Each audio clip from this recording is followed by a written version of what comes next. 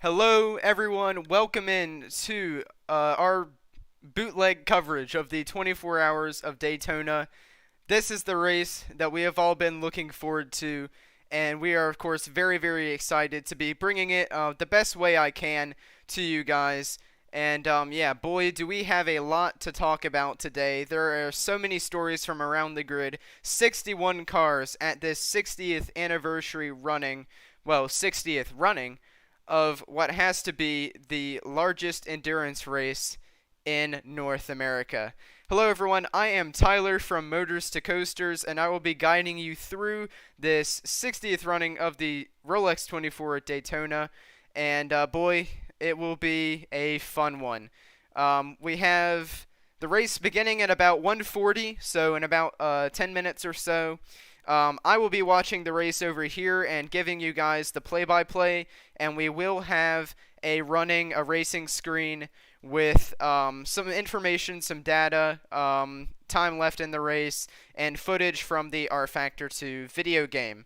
Yeah, unfortunately, due to copyright constraints, I am unable to actually show you the race itself, and there is another stream out there that is showing it. I mean, I'll just say it is out there. It is available, but these things do run into copyright problems. So just a heads up on that, everyone. This is all my creation, nothing retransmitted or used from the IMSA websites. And yeah, for that, I'm very happy with what we've attempted to do here, and I will just be enjoying this race, one that I, of course, look forward to every year. And yeah, let's talk about the race, shall we? And not just me. We have, of course, 5 classes of cars: DPI, LMP2, LMP3, and then, of course, a new GTD Pro category and GTD. So 5 classes out there with 60 cars. That is going to create a huge, huge traffic jam. And as we can see, looking at the coverage here, that is Daytona. Coverage is live. And Daytona is known for its warmth and its sunlight. And, well, it is sunny there today, but it is anything but warm. Temperatures just in the low 40s there in Daytona right now, and lows tonight may get down to the upper 20s or low 30s. If we get below 28, that would make it the coldest 24 hours of Daytona on record. The coldest currently being the 1966, our first ever running of the 24 hours of Daytona, which was won, of course, by the Ford GTs, which you all will know Ken Miles from the Ford versus Ferrari movie. Incredible, incredible rivalry there. But today, it is a very, very different playing field than it was some 50, 60 years ago. I'm not good at math. But, yeah, it is many just diverse prototype and GT machines. Just so many different manufacturers to pull from for this race. And, yeah, it's gonna be one to remember. There's so many tight grids, and just everyone in each class is incredibly competitive. All the way from DPIs all the way through down to the GT cars. Of course, with GTD Pro, we have the Corvettes that have been downgraded from GTLM to GTD specifications. The new BMW M4 GT3, a magnificent looking car. It took me a while to grow on that grill, but I have to say, the race car version is it's fantastic. What a great looking car. The road version, we won't talk about the road version here. But of course, the key to this race is going to be traffic. You're going to hear it time and time again. Traffic is going to be how this race is won or lost. There are so many just variables. There's going to be a lot of cautions. That's something that is for certain in this race, with so many cars and possible incidents that could occur. And throughout all that, with the restarts, this race is very likely to come down to traffic. So as we build up to the grid here, we're just going to be taking a look in, and once again, remember, we will have commentary. I will give you a bit of a rundown for the race schedule. So I am going to be commentating from around 1:40 today, of course, when the race begins, through to probably about midnight or so, with a couple breaks here and there, obviously. During then, I will show you some of my videos from my main channel. So if you do not know already, Motors to Coasters is my main YouTube channel. You can check that out in the link in the description below. But other than that, we are just getting closer to this running. There they go. You can see the highest and lowest temperatures from the race, and once again, 1966 is the coldest of them all, and there is a potential that we could break that here today. That would be a it's going to be a very different dynamic in this race, most certainly. It's going to make the track a lot less grippy, and if we get any moisture or dew on the track, well, that's going to be a whole different thing entirely. Whereas the video, there will not be any actual video of the race due to copyright restraints. However, I can provide you this sort of TV thing. You know, I'm not saying that you can't just go watch other streams that have this, but there are copyright issues with that. And I must report that the cars are rolling off of the pit lane. The cars are rolling off of the pit lane. We are going to be getting to the start of this race very, very shortly.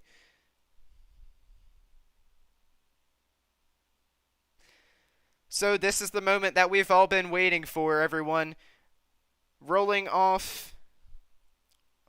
And we have an incident in the pit lane. That is the Era Motorsports LMP2, I believe, has been spun around on exit of the pit lane.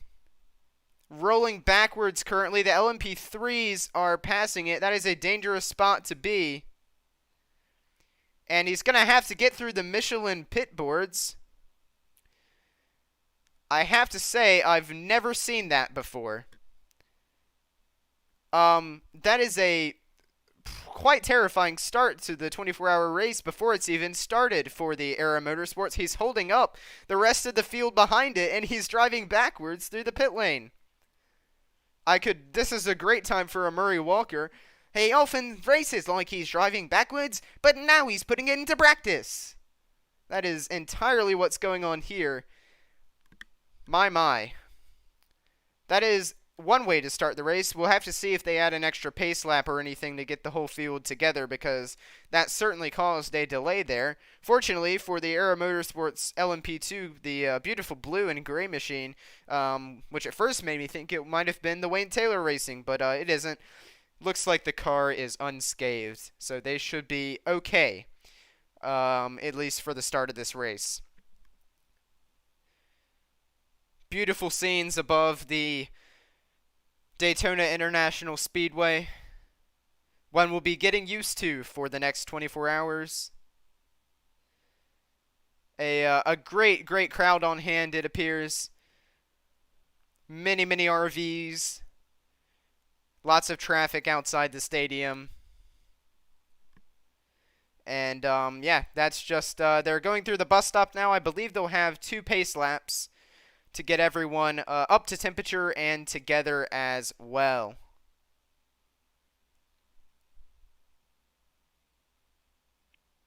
Of course, we have to mention the starting grid. Felipe Albuquerque in the Acura DPI is on pole for number 10, Wayne Taylor Racing in the Daytona prototype class. LMP2, the number 52, PR1, Matheson Motorsports, Orco 7. Of course, you'll know Ben Keating is in that car. Not for the start of the race, but that team, very well known over here in America. LMP3, number 36, Andretti Autosport.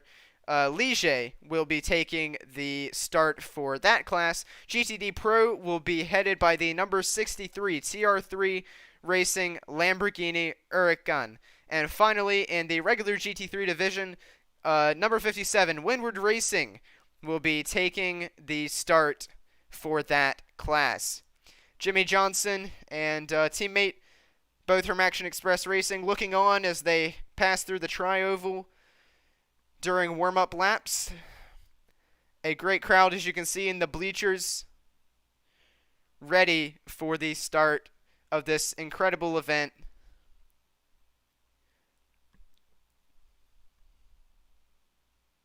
You can see everyone all bundled in their caps, because it is a cold one out there. All those poor photographers. You guys have got it rough tonight, so you all stay well, stay warm as you can. I know you'll be cold. But I believe we just have one more warm-up lap until this 2022 Rolex 24 is underway.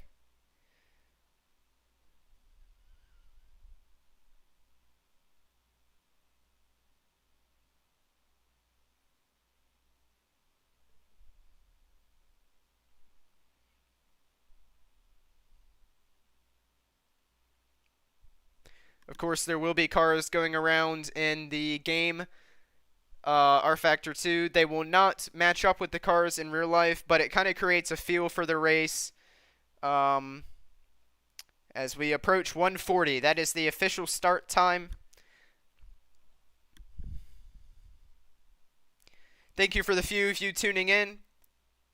I hope that I can provide you the best experience you can, maybe while you're away from the television, or just want a different commentary experience. I'm happy to provide it for you, and I am glad to finally be watching this race. The build-up through the roar, the testing, qualifying race, it all leads up to this. This is the real deal. And correction, Ben Keating will be starting the number 52 PR1 Matheson Motorsports LMP2. We have a spotter's guide, and we have a pin. Those that do not make it to the end of the race will be marked off by that fateful pin. But there is not much more time to talk about it as we get near to the start. The field going through the bus stop for one final time before we are officially racing.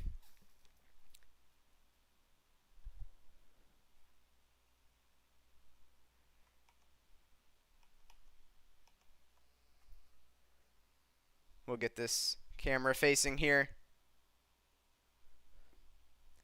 So then, they're on the bankings, lining up 2 by 2.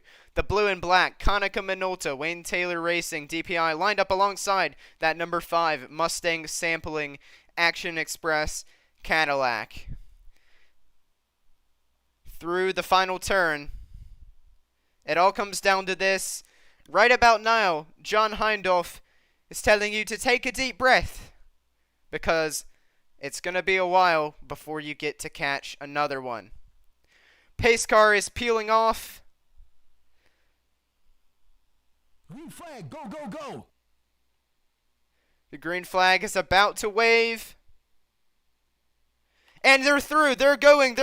Green flag is in the air. And the number 10, Wayne Taylor, Cadillac, Acura DPI, takes the field down into turn 1.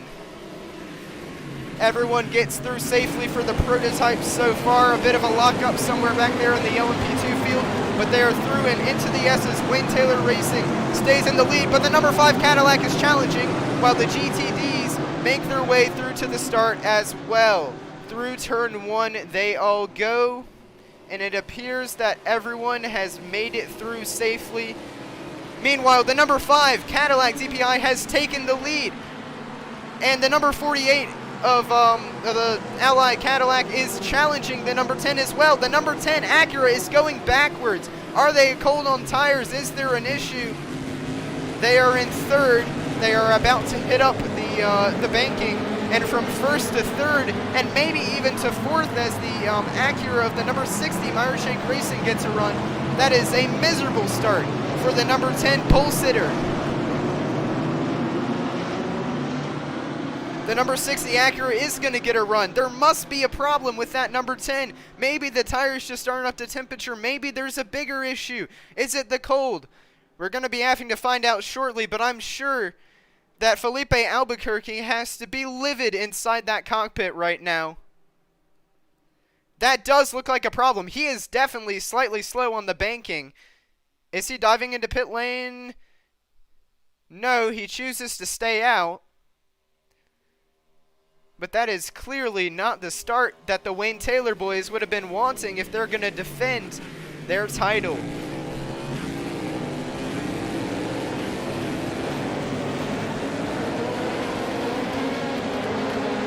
GT Field now going through the final turn of the number 4 oval turn.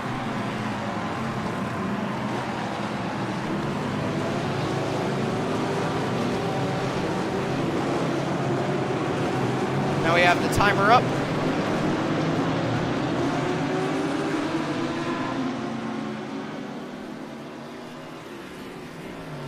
GT Field does appear. Oh, there's a bit of a contact. That is which Mercedes, one of the WeatherTech Racing Mercedes, almost the Lexus, one of the Lexuses almost gets into the back of it there, already battling like it's a sprint race, and that appears to be one of the Heart of Racing Aston Martins alongside, he's going to give it up, that's the number 12 GTD Lexus and the number 23 GTD Pro Aston Martin as well. They are already tussling it out at the start of this 24-hour race like it's a 1-hour sprint, which it really is just going to be a series of 1-hour sprints. That's how you run these races these days.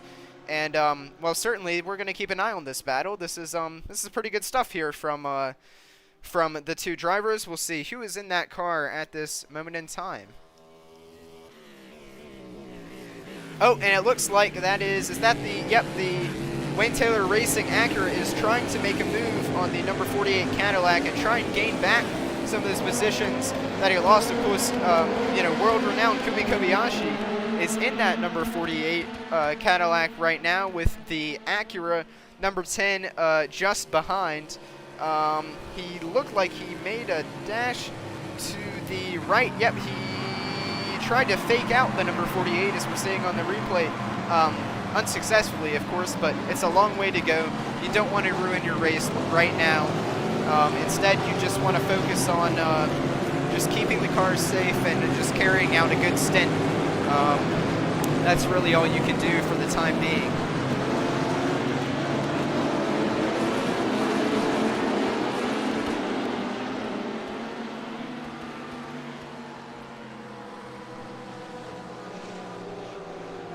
So Tristan Vautier in the number 5 Cadillac DPI has the lead for the moment and a 1-second gap over the 48 of Kumi Kobayashi as they stream through the bus stop once again.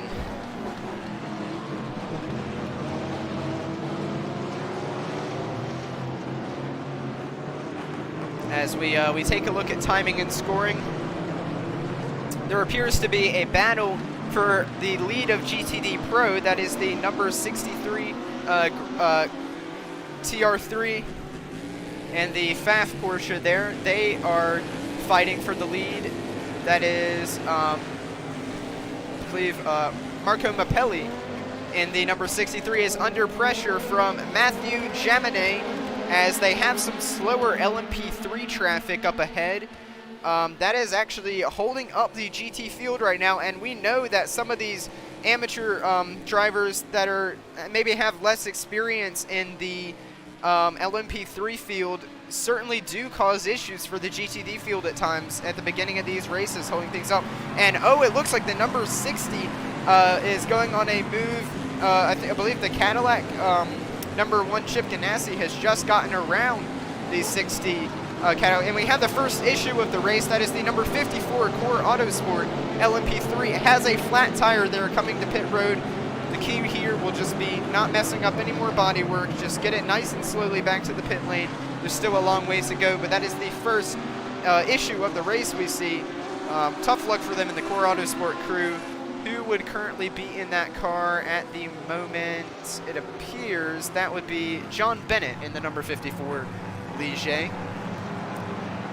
Oh, there's already some traffic playing into this thing. The number 57 Windward Racing GTD and the number 79 WeatherTech Porsche getting by some slower LMP3 traffic. That was really touch and go there through the kink. As we continue to see a battle on through the field, I guess this would be for 3rd place in GTD Pro. That is Austin Cindric in the number 15. Correction, that is the Lexus there, Frankie Montecalvo GTD. They're all mixed in there. It's a bit confusing with the GTD Pro and the GTD. Kenny Habul, I believe, in that number 75 we were just looking at. Yes, ahead of Antonio Garcia in the number 3 GTD Pro Chevrolet Corvette, of course, adapted from the C8R GTLM to GTD specifications for the year. Taking a look at a little bit of history, in 1962, the first edition was a 3-hour race, of course, won by Dan Gurney in that famous, you had to just crawl across the finish line. That first year, that 3-hour race, of course, as we were talking about just earlier, the first 24-hour iteration of this race was 1966, in very similar chilly conditions to this. It appears that the number 5 Mustang sampling Cadillac TPI has company in the form of the number 48 Ally Cadillac of Kumi Kobayashi, stalking right behind him as they go into turn 1 for the, let's see, what lap are we on now? It appears to be the 5th time through the International Horseshoe.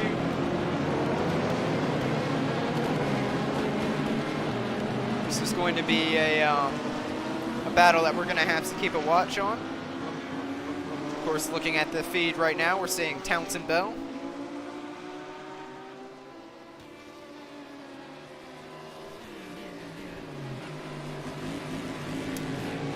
So, of course, only 10 minutes completed in this race, and there's already been a lot to talk about. It appears the number 69 Orica LMP2, I believe that would be from, here, check out my list. That is one of the G-Drive racing cars. They have taken the lead in LMP2 over Ben Keating in the number 52 Orica 07.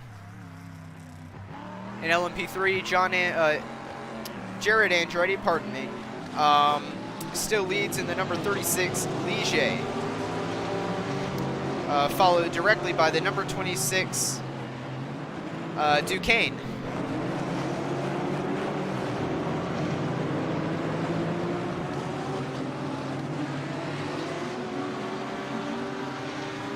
Fix my timing and scoring a bit there.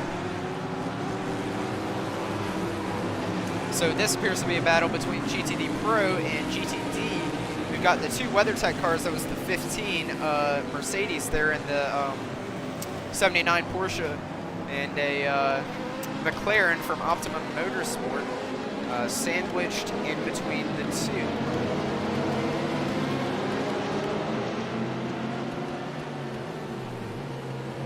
It appears that lap traffic has begun, and indeed it has. They're beginning to snake their way through the tail of the GT Daytona field, are the Daytona prototypes, and it will look like this for the entirety of the rest of the race.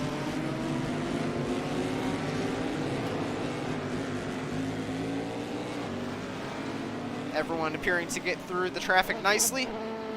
I believe that is the Whelen Engineering that just made a pass on the number 60 Meyer Shank, that we saw that in the bottom corner of the screen.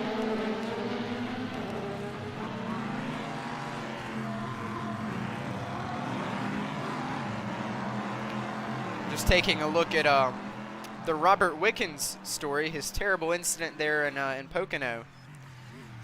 And he's since recovered and tested, and yesterday he ran the Michelin Pilot Challenge in a Hyundai TCR car and came in 3rd place. Well done. What an incredible story, that man. Absolute hero.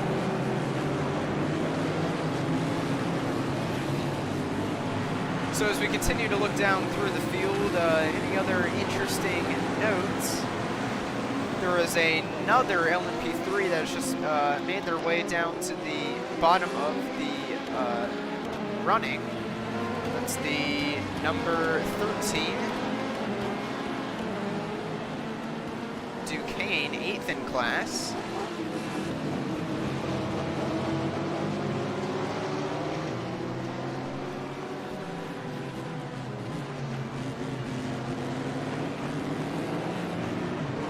So with, of course, still only 15 minutes run, there's a lot of time left for things to change. A whole few opportunities for things to go well, and a whole lot of opportunities for things to go wrong.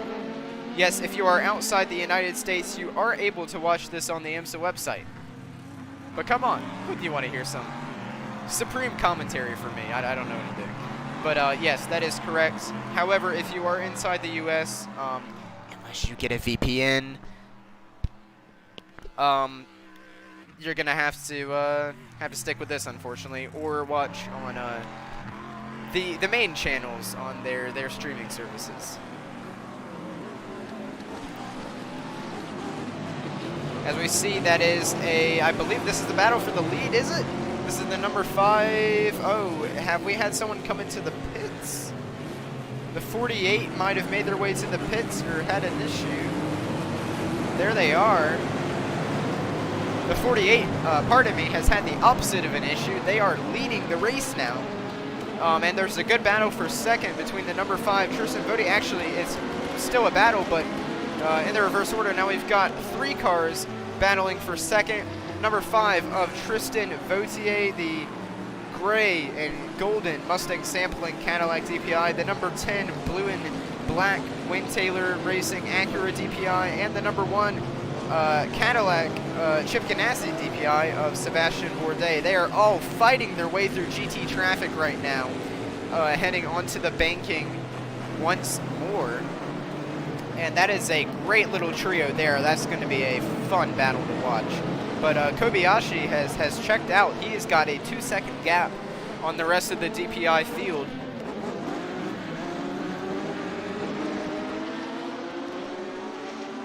Looks like Vautier using traffic to his advantage, building up a little bit of a gap with some slow LMP3 traffic that's going to be holding up the Chip Ganassi car. Is Pato O'Ward on the track? Pato O'Ward, he is in the number 81 Dragon Speed Motorsports, and I am checking to see. It appears that Eric Lux is currently in that car. If I check the sheet, yes, he is not in the car currently at the moment. Of course, that 81 Dragon Speed car is the one shared by Pato O'Ward and Colton Herta, 2 incredible IndyCar drivers that are just one of many that have made their way over to this race. We can see lap traffic playing, and they went 3 wide down into turn 1, splitting one of the WeatherTech Mercedes, and that was how Kobayashi gained the lead of the class. And he really just used traffic and his World Endurance Championship experience to his advantage, and he's built up a significant gap to the field. Now 2.5 seconds. This man in traffic is incredible. The 91.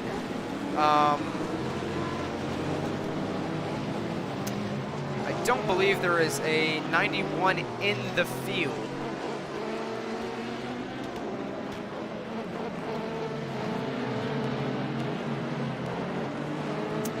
But the 81 Dragon Speed Motorsports Orca 07 is the car in which Pato O'Ward will be driving later today. It's the one that Eric Lux is in 4th place currently in class. Certainly not far off the leader at all. Also, Ben Keating has regained the lead in LMP2, and he leads by almost 4 seconds over Stephen Thomas, the number 11 Orca, which is also a PR1 Matheson, I believe. We once more take a look at Kumi Kobayashi in the number 48 Ally Cadillac DPI.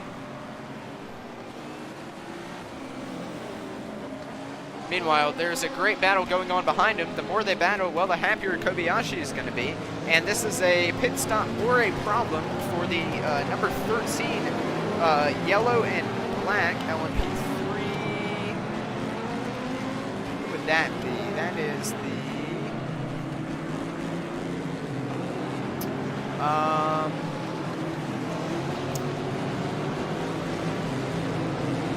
is that AWA Motorsports?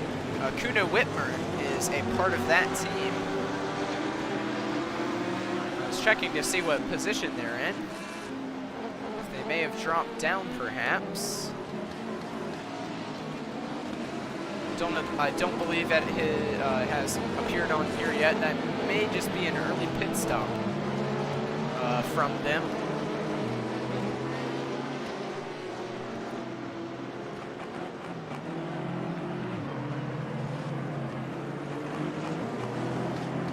There they are. They are appearing to still have some more troubles. They are a few spots, a few laps down on cars ahead. So some problems for AWA certainly in the LMP3 division. So we look here at a battle between the number 9 FAF Porsche GTD Pro and one of the Lexuses. That is the number 14 GTD Pro. So this is a interclass or a same class battle between the 9 and the 15. Of course, that fantastic plaid red and black of the number 9 FAF Porsche and the beautiful bumble green. Bumble green? I think I just made up a new term. Bumblebee green, almost. Bumble green. I like that. For the number 14 Lexus. These two are currently fighting for what position in class?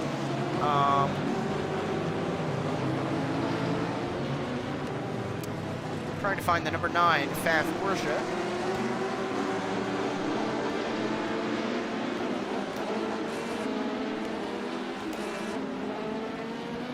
Certainly in the higher elevations of the class.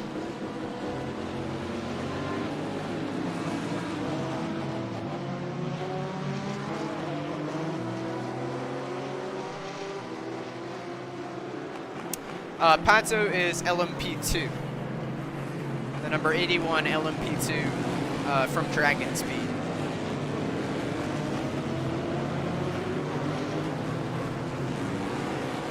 Reminder, if you haven't had the chance already, feel free to check out my main YouTube channel. The link is in the description for Motors to Coasters. That's where I'll be posting most of my content.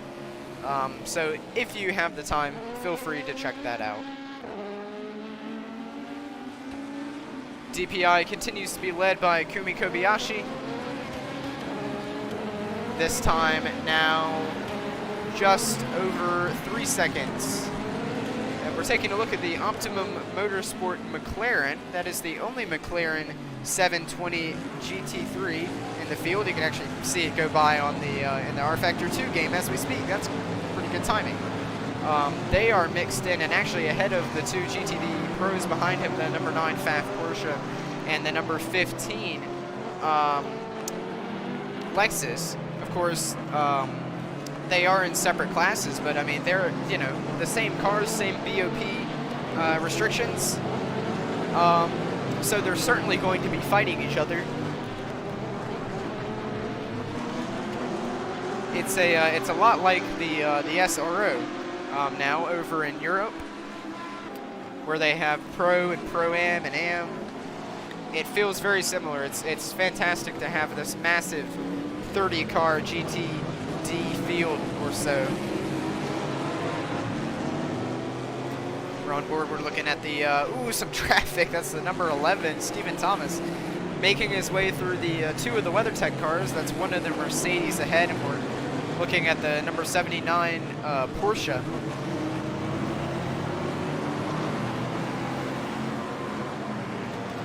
That would be the 15 Proton competition. Excuse the phone.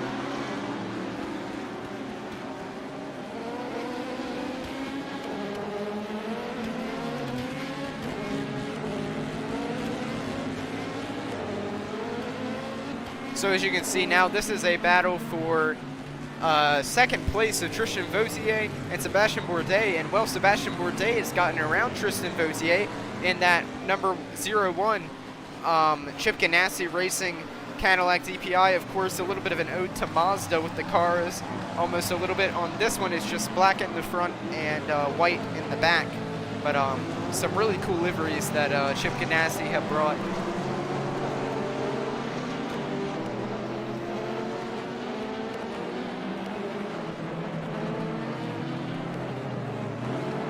And Sebastian Bourdais, it seems like he's just going to check out from Tristan Vautier. He's got places to be. So does Kume Kobayashi. So we look live with the man currently. He seems very composed, very relaxed. He's doing what he does best, is Kume Kobayashi. If you're looking at the broadcast in person right now, you'll see just where the visor is, just how little visibility prototype drivers have, and it's not exactly the same as they were back in the LMP1 days with like the Audi R18s from like 2011 onwards. Those were, you know, like just staring out of a teeny tiny little speck of glass. But still, most certainly, a lot of your vision is cut off by the top visor, the top kind of sponsor board on the windshield. And so there is still very limited visibility if you look in their cockpit. Just one more thing to admire that these drivers are capable of.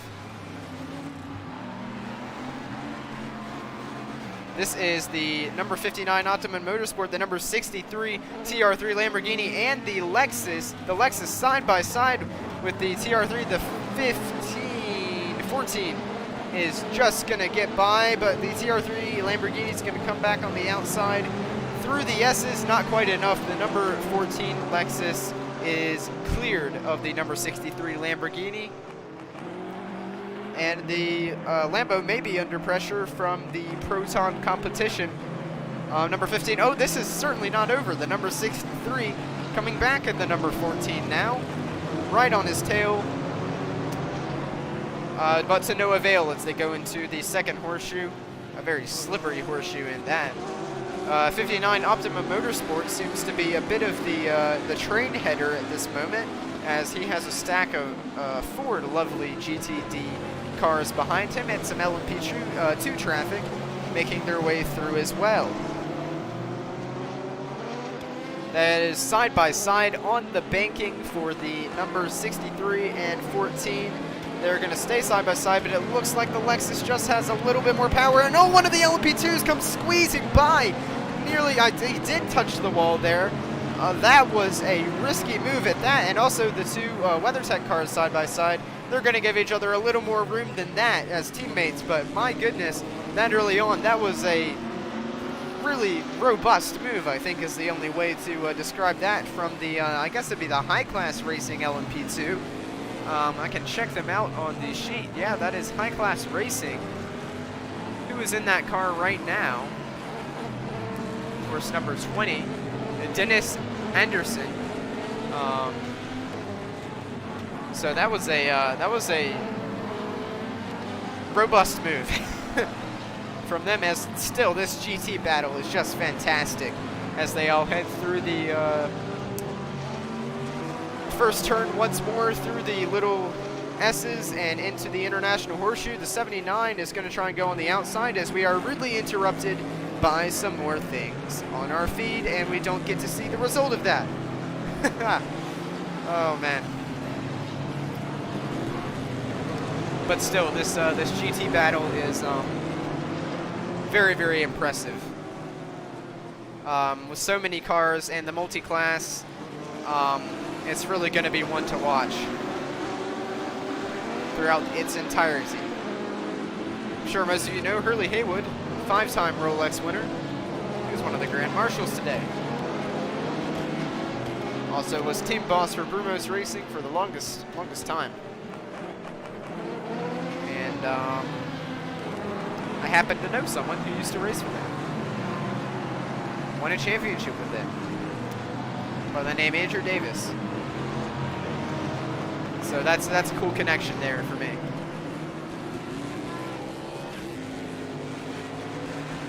Won the 2011 Brumos. Won the 2011 Grand Am Rolex Sports Car Championship in the GT division. My first ever look at really endurance racing ever. And boy, that was a fun way to be baptized. Of course, the cars in the game are making pit stops, but we are not there yet for the real race, as the number 48 Cadillac DPI from Action Express was being chased by the JDC Miller Motorsports number 5 Cadillac on the banking. That DPI battle between all of these guys is going to be going back and forth for a long, long time. Unfortunately, quite a little ways back is the number 60 Acura DPI. They appear to have fallen back a little bit from the rest of the field, which is a shame for them. But of course, long, long way to go. Tom Blomqvist, very experienced prototype driver over in LMP2, over in the World Endurance Championship. He knows what he's doing. And so they still have, all of them, an incredible shot. Pippo Durrani and the number 31 Cadillac DPI, the Dynamo.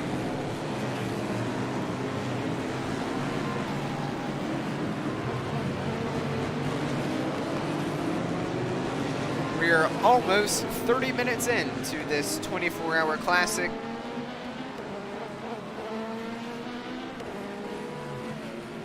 We'll update the race leaders when we get there. More prototype traffic. And that is the Chip Ganassi 01 that is dragging the number 5 up to the 48. They are all within a second now. Kumi Kobayashi, Sebastian Bourdais, and Tristan Vautier. This battle is going to heat up yet again in the front of DPI. Traffic seems to be playing the most, and look at that, Kobayashi held up behind a GT car, and just like that, it is very, very close between Kobayashi and Bourdais. As we take a look at the leading LMP2, of course, that is Ben Keating. He's got a half a second gap on Stephen Thomas. Now we're back to the DPI battle. We can see Kobayashi and Bourdais are right on each other. Bourdais is going to have himself a draft going down into the bus stop, and we know Bourdais doesn't like to hang around very often. So it'll be interesting to see how that plays out as we go down the straightaway. Whether maybe they'll decide to take it easy, we don't really know. Bourdais is certainly not close enough to make any moves, but the two very, very close as they travel through the bus stop now. And the number 5 falling off just a tad due to some traffic. Follows them through. So 30 minutes in, I will update the running order. Actually, we're about to see it on screen. Yep, the number 48 Allied DPI is coming in to the pits, and so is the Mustang Sampling and the Acura, the number 10, also one of the G-Drive cars. As we see them all make a break for the pits, that would put the number 01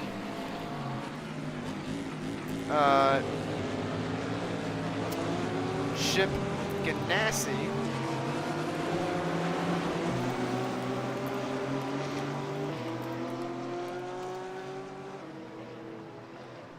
up there as the leader in DPI. LMP2 is still led by the PR1 Matheson Motorsports. LMP3 is still led by Andretti. GTD Pro is actually being led by Matthew Jaminet in the number 9 FAF Porsche.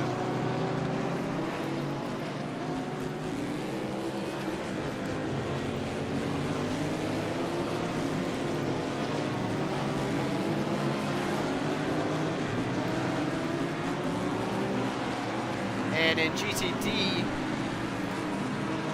the race is being led by the number 59 McLaren of Optimum Motorsport. As the DPIs exit the pits, the ones that chose to pit.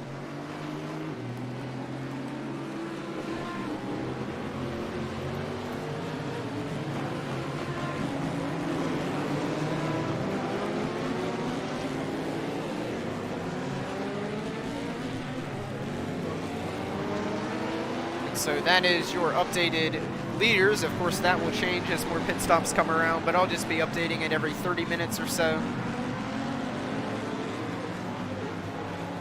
And that is the number 31 Wheelan Engineering Cadillac into the pits as well. Fresh tires going on that machine.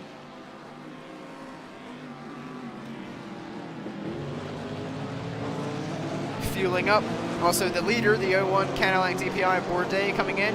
Also notable driver change, the 02 of Earl Bamber. Correction, he may have started the race. I did just notice his name though. We'll see if everyone who is in the car stays in the car right now. I would expect them to. Some LMP2 traffic out in front of Bourdais as they trundle down the pit lane.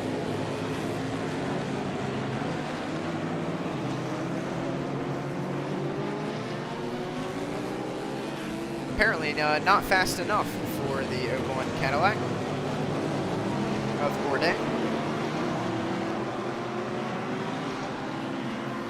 There they go, they hit the pit exit.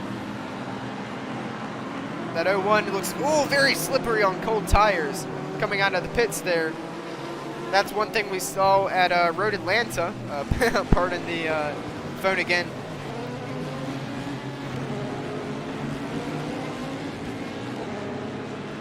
But that's one thing we saw at Road Atlanta as they showed Jimmy Johnson a watch. I'm sure he'd love that. Was cold tires, as you can see. The 48, of course, just behind the 1 Cadillac, but the Cadillac DPI of Chip Ganassi, the 01, is, of course, on fresh tires that are cold. So he has no grip, and the 48 of Kobayashi makes fairly quick work as they all go quite wide, actually. Kobayashi very wide, nearly pushing him off the circuit. And back into the provisional lead for the time being.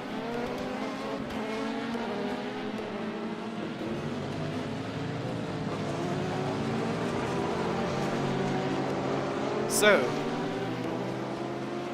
that should be most of the DPI pit stops taken care of if the 60 has come in.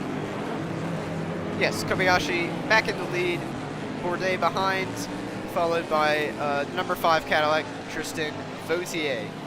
No driver changes that I am aware of in the DPI category. And the race resumes with Kobayashi in the lead of the motor race.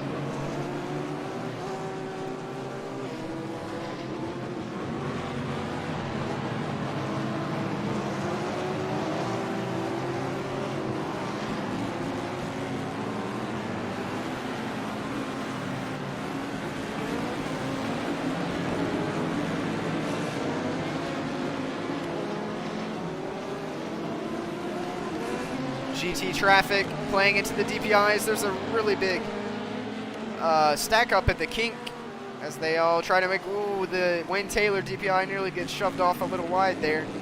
Man, it just looks so narrow for so many cars.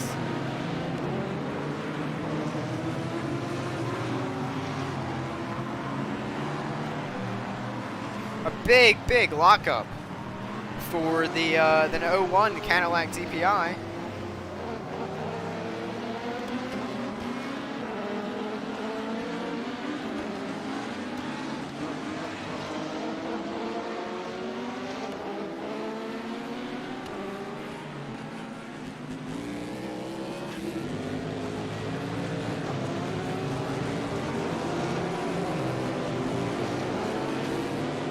Gonna be doing some stream promotion real quick.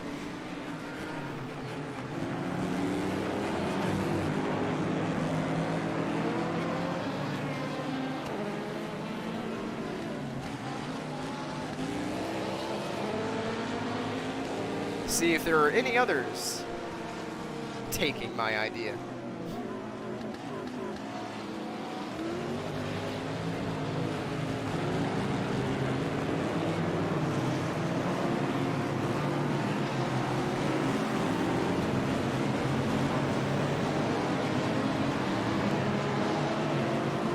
So we do have another group that's watching.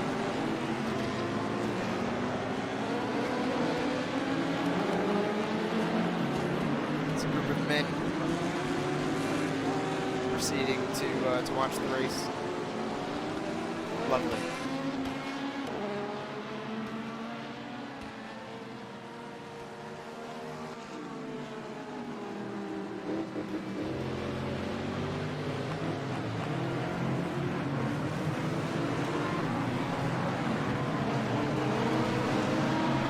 So, we continue on. Not too much action around the track right now. Things are fairly quiet. Well, that's one way to put it. With 61 sports cars going around, that's certainly, by all means, not quiet, but the action has calmed down temporarily.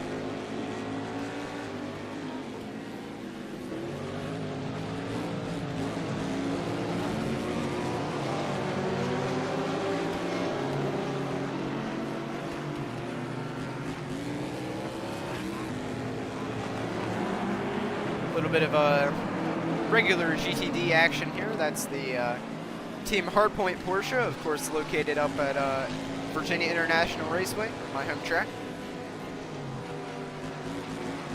PR1 Matheson Motorsports getting around some GTD traffic.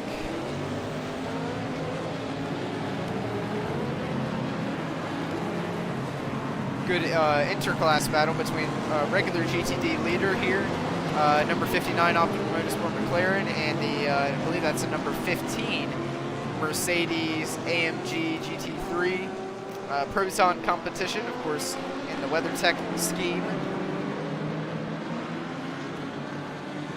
Right on board with the number 27 Heart of Racing Aston Martin.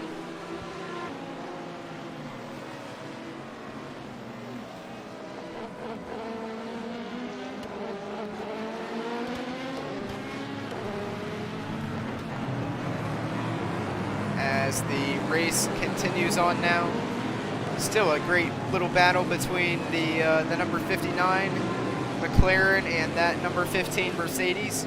Different classes, but certainly they still feel that need for the overall positions. They're all kind of treating it like one big GT class, from what it sounds like from hearing from a lot of the teams this week. There's the number 79 WeatherTech Porsche. Bit of LMP2 traffic, number 11 making its way through.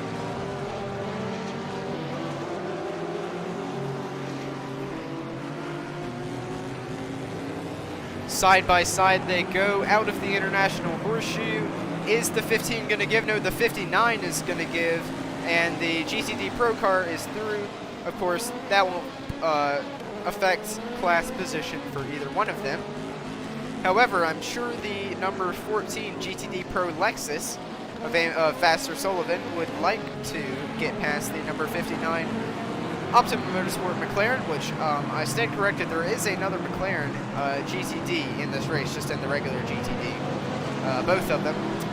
But I'm sure the Vassar Sullivan Lexus wouldn't mind getting past the Optimum Motorsport McLaren, so he could chase after that number 15 GTD Pro Mercedes. Well, for a brief moment, I am going to step away from the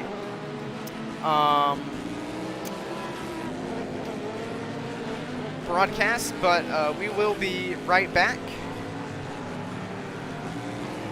And in the meantime, check out this video from my YouTube channel as I just figure out how to be a good streamer real quick. We just mute that. And yeah, feel free to check out Porsche Carrera Cup from VIR, this little footage I shot. We'll be right back.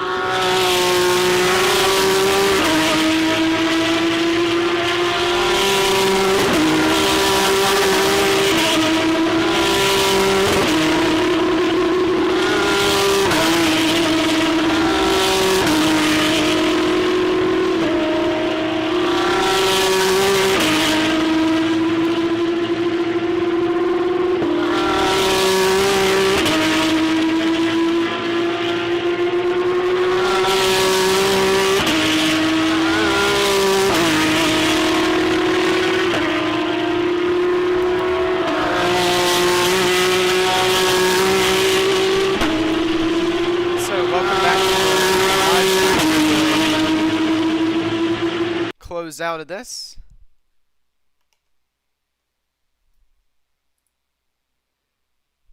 And get our audio back.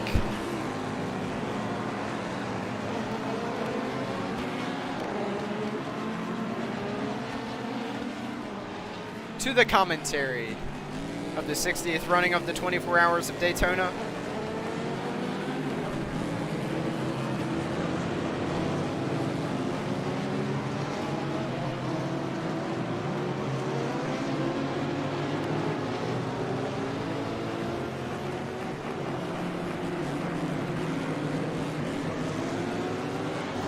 Oh, that's a big problem for the number 18 Era Motorsports. That is a caution. There is a caution out on the track.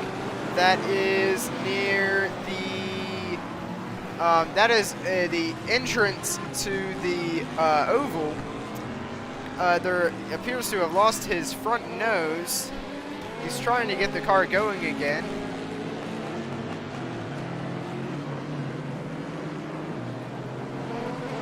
Of course, we will go yellow here as well. That is a, looks like it's been a fairly significant shunt there for the 18 Era Motorsport LMP2. Such a shame.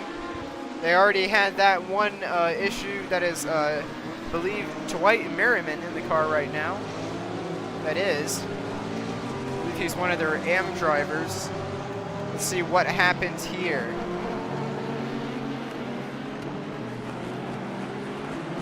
Oh, he got into the back of another LMP2. He got into the back of the Tower Motorsports.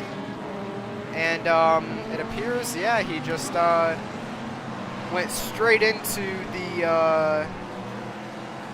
Armco barrier at the side of the track. He's still trying to get it fired up, because only a piece of the front wing is detached, and they're going to try and tear away a little more bodywork. The AMR safety team is, as other cars try to make their way through.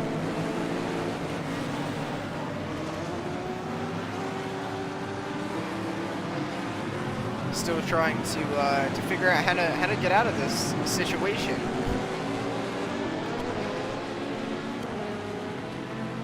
Unable to find a solution so far.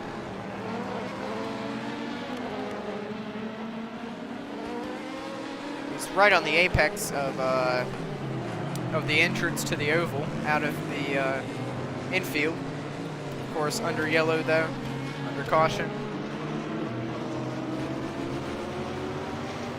So that will bring a slow to the race, of course, and we will get a restart.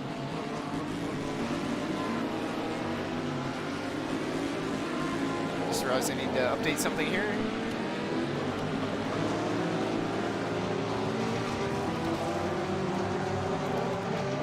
There we go. This one was last updated. So they're encouraging him to hop on out of the car, and unfortunately that looks like a day done for the number 18 Era Motorsports crew. And we'll have to wait and see, of course, but if that's the case, then unfortunately I'll have to get out my my red pen of doom, and that will be no longer for the Era Motorsports crew. Very unfortunate for them. I've noticed the BMW BMW boys, the 24 and 25, are struggling quite a bit here in this race.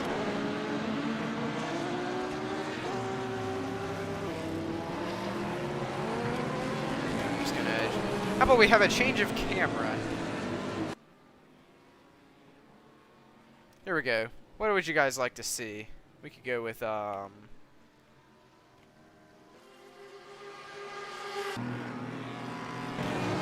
we'll go with something in the infield. How about that?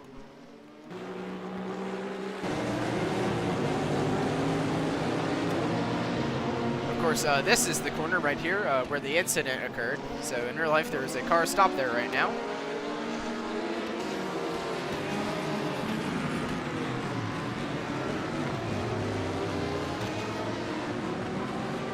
Let's see what kind of wide angle can I get here. That's very wide.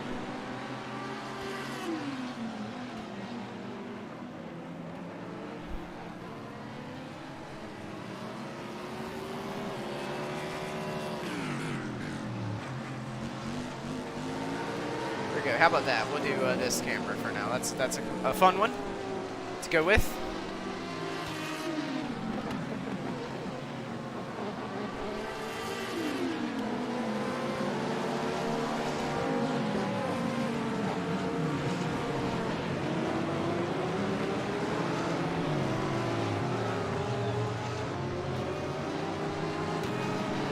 So, very long ways to go, of course.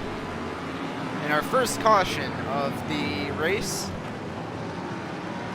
So, of course, all the cars in real life currently stacked up going slow. Obviously not in the game, but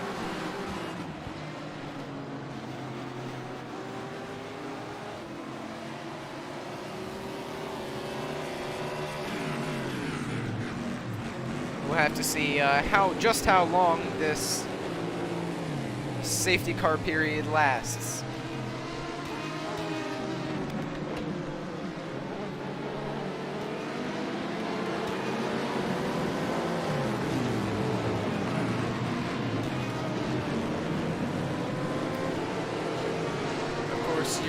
Your leader coming up in 5 minutes. I'll give you a rundown of the classes. But for now, Kamui Kobayashi continues to lead overall. A fantastic showing from the 48 Cadillac so far. Of course, Kamui Kobayashi, a world-renowned, impeccable endurance driver. Now, will we see cars dive to pit lane here? Or will we see a restart? I would assume we will see cars dive to pit lane. And we do. The leader dives to pit lane.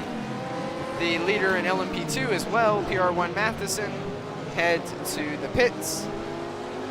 And here they all come. That is the Ally Cadillac into the first stall. There, as soon as you enter the pits. Driver change is one going on. It doesn't appear to be, and it looks like they're only taking fuel. Just a drink bottle change also for the number 5 Mustang, JDC Miller Motorsports. So just a fuel stop for both of those DPI front runners.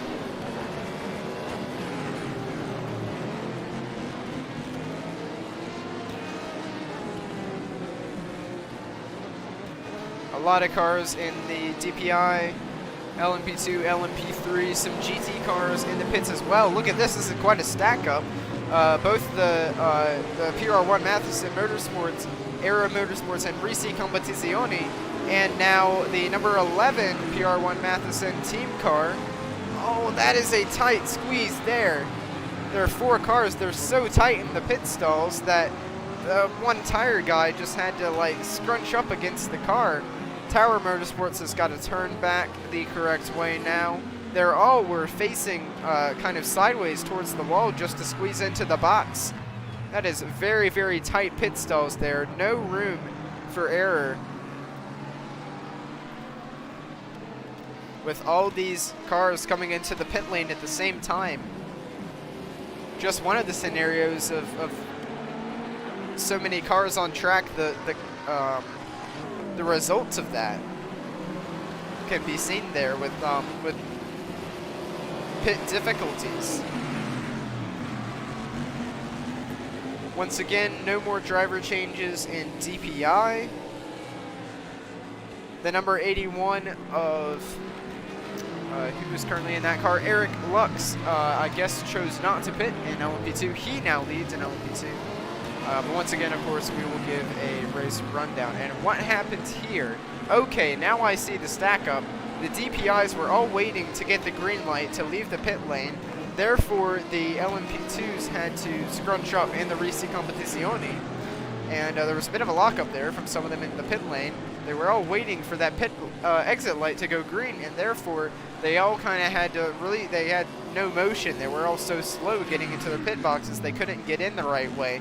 And then you just had this bizarre stack up. One of the tire guys, actually, and that may be a penalty if another team's tire was touching the two PR1 Matheson cars, the number 11 and the number 52. They were, the team's, one of the crew members' tire did touch the other car. They were that close, and there could be repercussions for that, most certainly.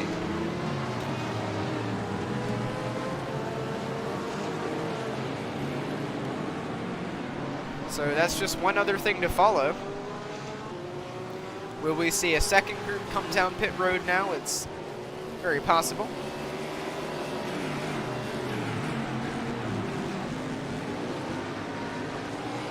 This is the group containing the majority of the GTD cars. The number 9 FAF Porsche, Alexa, and then the rest of them go with him.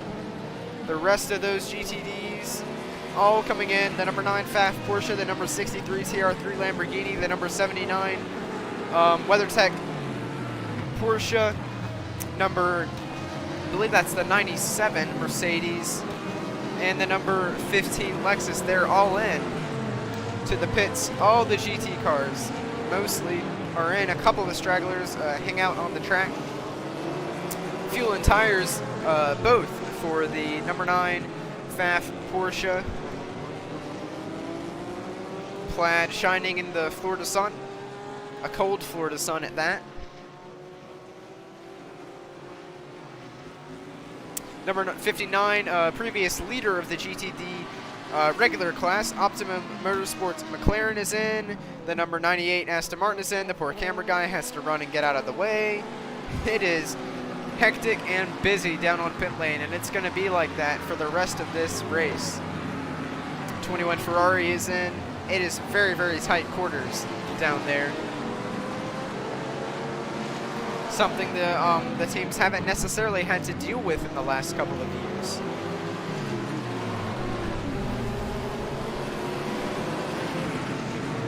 Settler Ferrari is in.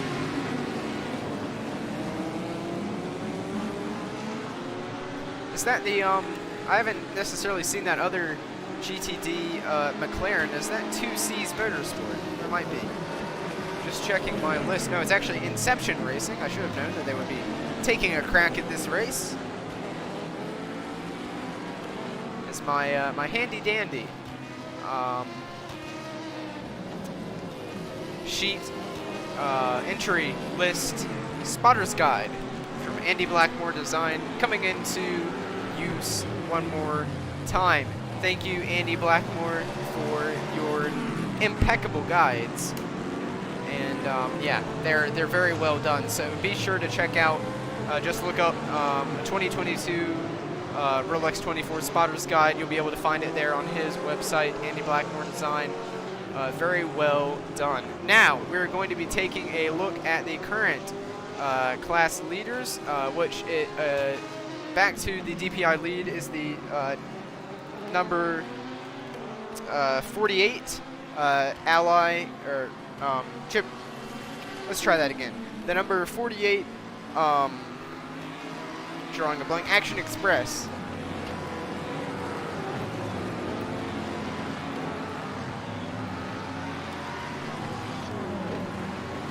Cadillac DPI takes the lead back, of course, with Kamui Kobayashi at the wheel. It is Dennis Anderson in the number 20. That is High Class Racing.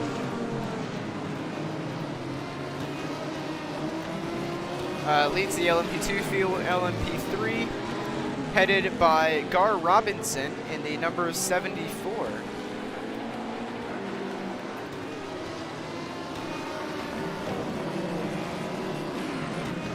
Number 74, that's the, what team is that? That is Riley Motorsports, of course.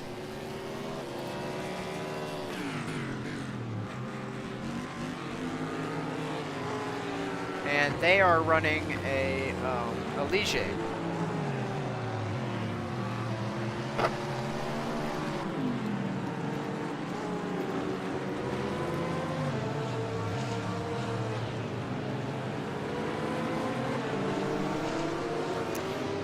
Who leads in GTD Pro?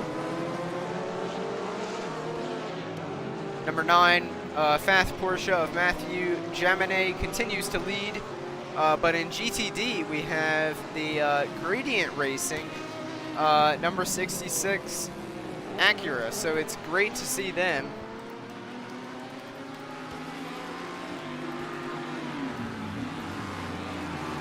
Up there as well, of course, due to pit stop cycles. It's good to see them leading the race in GTD. And I'm not going to try and pronounce the driver's name. I believe that is Till Bechtelsheimer.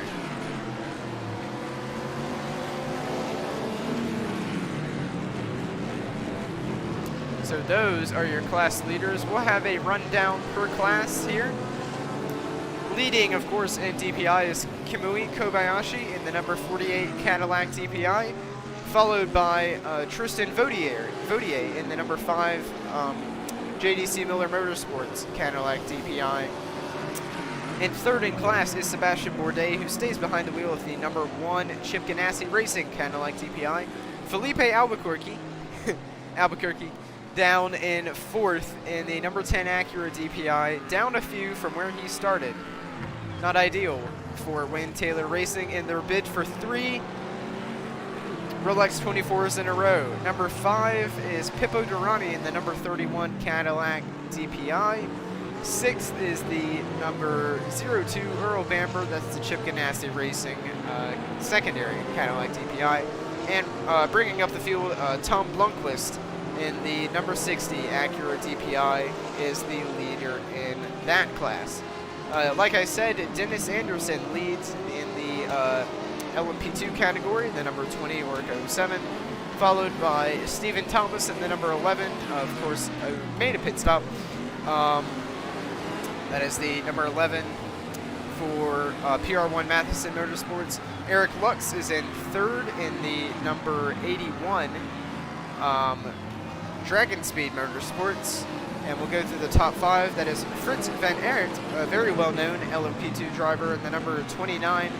Of course, the Jumbo-sponsored racing team Netherlands, showing up here for the 24 Hours of Daytona.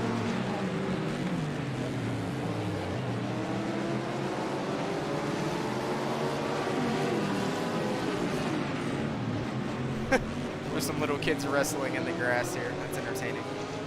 And then in 5th we have Scott.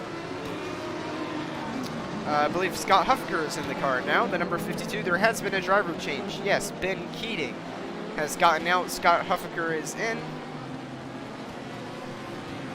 And on to LMP3. Gar Robinson once again leads in the number 74 Ligier. Jared Andretti still in the number 36 behind him. And I believe that is Aaron Castro in the number 6 Duquesne. Followed by Mark Kavame in the number 7 Duquesne in 4th place. And in 5th is just CR Cruz in the number 26. That makes up your LMP3 division. GTD, once again, led by Till Bechtelsheimer, the number 66 Acura. That is just regular GTD, and then you find GTD Pro. The Matthew Jaminet, the number 9 FAF Porsche. Second is the, I believe that would be Julian Andlauer in the number 79 WeatherTech Porsche. Great driver himself. Third is the Rolf Ineken in the number 63 TR3 Lamborghini. Fourth in class is Patrick Pile, of course. He's in the number 2.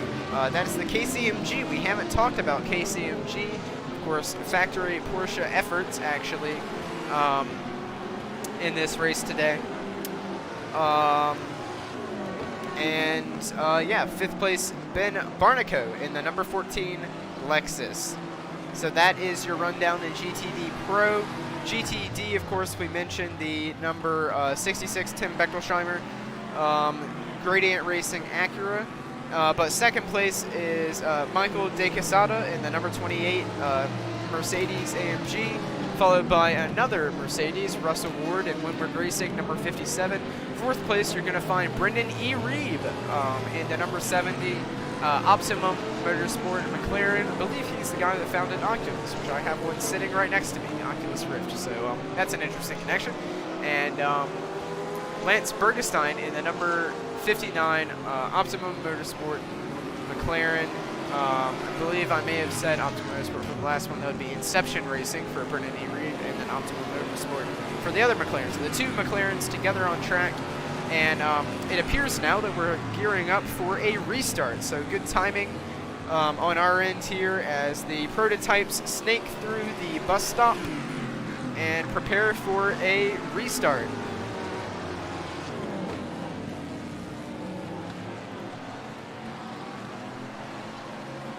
We'll see if Kumi Kobayashi chooses to jump here. We'll see when he chooses to go.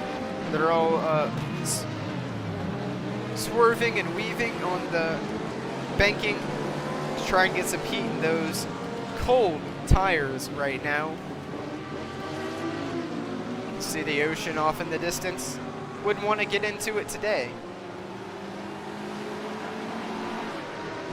And we have gone green. Kobayashi is green.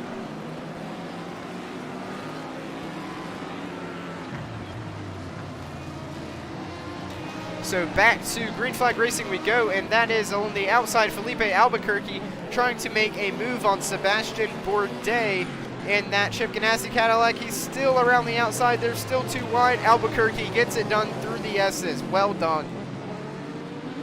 Of course, Bourdais is going to come back on the outside. The number 10 squeezes him a little bit. That's going to bring Pippo Durrani in the number 31 Cadillac into this, and I believe that the Tom Blomqvist may have just gotten around him in the number 60 Meyershank Racing Acura DPI.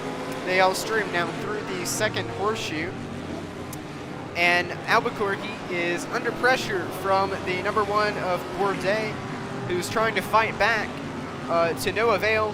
But we have the banking coming up. Of course, he'll be getting a very, very good draft from the back of that Acura, which we now ride along board with Bourdais. The GT field stacks up as they now exit a couple of LMP2s through the field as they exit the infield onto the banking. There's some 3 wide action as they're all getting squeezed there in the shadow of the banking. Hard to tell who was really in there, but there were some LMP cars perhaps on the outside, maybe with some issues or some problem there.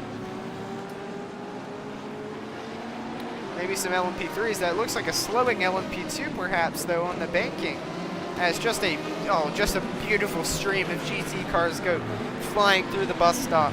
What an awesome sight. That's the Wright Motorsports Porsche. And we do have a spinner in the International Horseshoe. That's the number 22 United Autosports. They're going to get going. Hopefully not be in the way too much as the DPIs pass by. They've already come around for a lap. Through the kink once more. Here's the battle. The number 60 of Tom Blomqvist has indeed gotten around the number 31 Whelen Engineering Cadillac DPI. That DPI field, you could take a picture and they would all be in there. Of course, with the restart, nothing separating them. They're all so close together, so evenly matched as we see. This is one of the Lexuses, I believe, the number 15 is going for a move on a Mercedes here. Looks like he's going to get it done through the kink into the second horseshoe. I see some dust. Looks like everyone keeps it clean though. That would have been the, there's a couple Mercedes down there. Also the, one of the Porsches. Ooh, someone just got swerved a little bit wide there. And back onto the banking now, you have 3 Porsches and a Lexus. That's the WeatherTech Porsche is going for a move on the Pfaff Porsche. This is a battle for the lead in GTD Pro. The WeatherTech is going to look to the inside of Andelauer underneath Jaminet. He's going to get by before the bus stop, or is he? Yes, smart move by Jaminet is going to let the 79 WeatherTech Porsche go. So 2 Porsches in the lead of GTD Pro. They've just switched the order around now. That's the number 79, Andelauer, who has taken the lead from Jaminet.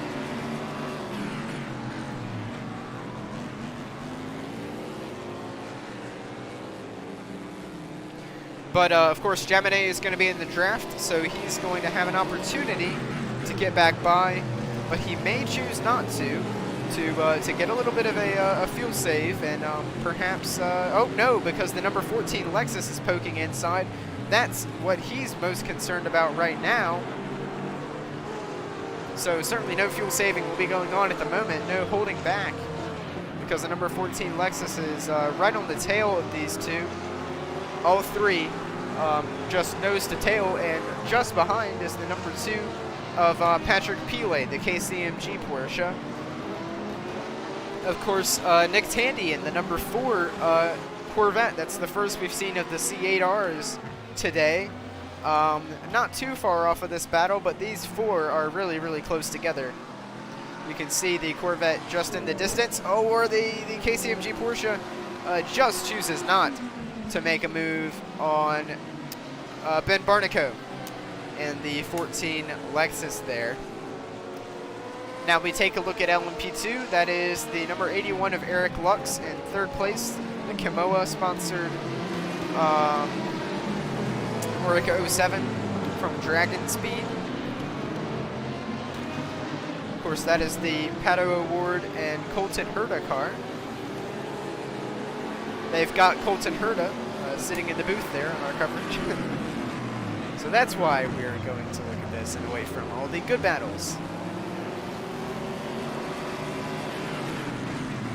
But yeah, really impressive showing from all these guys so far.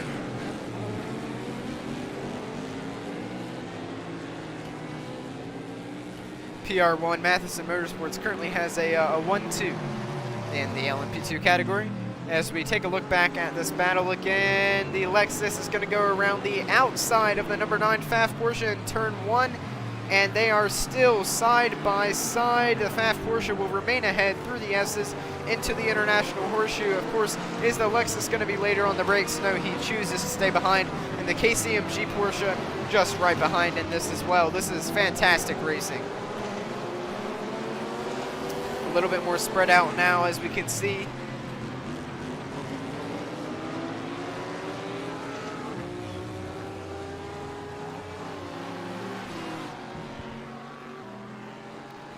They all head out of the second horseshoe to the turn 6. Very difficult, very bumpy to get onto the banking. We take a look at the field as a whole here from the air.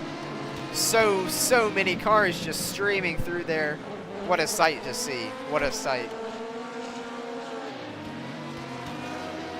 Windward Racing just behind the Chatellard Ferrari.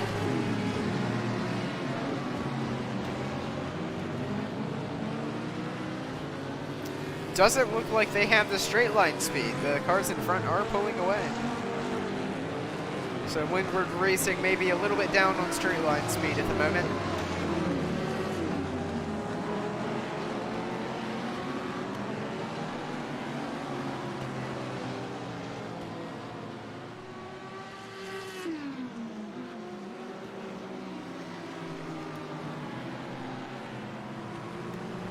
Up front, Kobayashi continues to lead. And this battle gets better. That is the, this is for GTD. This is the Chatellard Ferrari making its way around the outside of the number 12 Lexus. gets the job done. Windward Racing, 57, going to try their crack at it as well, to no avail.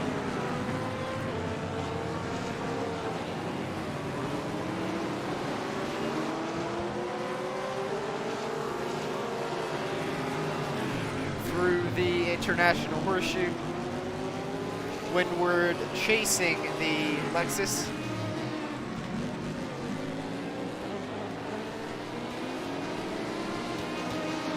Lexus chasing Ferrari, Ferrari chasing Aston Martin, and so on. A just giant field. I must inform you that the 75, the one Sun Energy Racing, they are currently leading GTD. They have taken the head of the field there.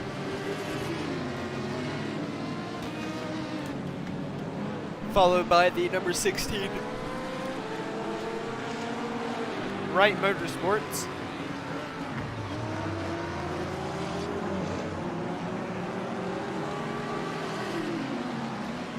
Just a massive train of cars through the bus stop.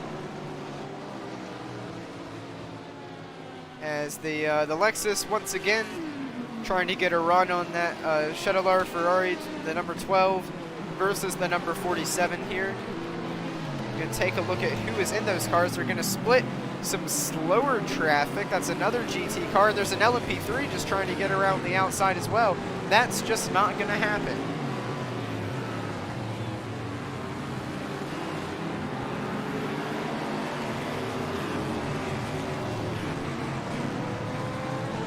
We'll take a look at who is in those cars, the number 12 and the number 47. That's Robert Ecorte and Frankie Montecalvo are in those two cars. Great battle between those two for 4th place in GTD.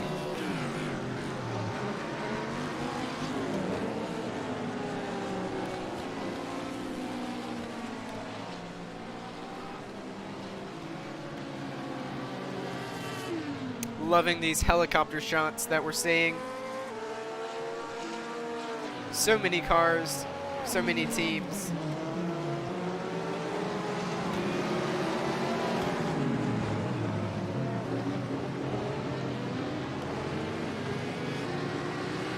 It appears the 48 Cadillac has once again gained itself a little bit of an advantage.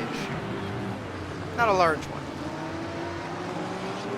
Working through a giant wave of GTD traffic that is, I believe that's a Turner Motorsport BMW up ahead, and then just a string of like 20 GTDs that Kumui is going to have to work through. He goes around the outside of the Aston Martin. A Lamborghini, Ferrari, and Windward Racing. That's another battle, the Windward Racing and the 21 Ferrari there. So many GTD cars he's just thundering past. He's getting very, very lucky with the traffic here. As the rest of the DPIs, of course, working through it all as well. And this is a battle between the Whelen Engineering Cadillac and the number 1 Chip Ganassi Cadillac. It's going to make use of the traffic. There's some contact back there. Someone is spun around. That's the number 21 Ferrari, I believe, that may have made contact with a DPI machine.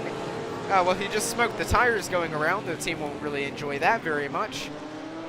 Who is in that number 21 at this moment in time? Working to find that. They were at a fairly high position. What happened here? Yeah, just some contact with the 01 Chip Ganassi that had just taken a dive down the inside of Sebastian Bourdais. Here we go. Take a look at the replay. Of course, a very dirty windshield, so it will be hard to see what happens. Oh no, the Ferrari actually made contact with, I believe, the Windward Racing Mercedes. So that certainly isn't what you'd like to see for Luis Perez Compa. I don't even know how you say that, man. Or was that the 27? That was the offender there. Driven by Ian James, the owner of the Heart of Racing team. Certainly some really tight stuff as we're seeing traffic come into play. That's the number 02 of, I assume Earl Bamber is still behind the wheel, being chased by Tom Blomqvist in that number 60 Meyershank Acura. Some more traffic. It looks like they're gonna get through turn 1 fairly unscathed, but every time the camera turns, there's just another stack of 5 or 6 GTD cars in front. Of course, those have been promoted to 5th and 6th as the number 1 Chip Ganassi Racing that was really making its way through the DPI field. Well, they're now going to have a little more catching up to do.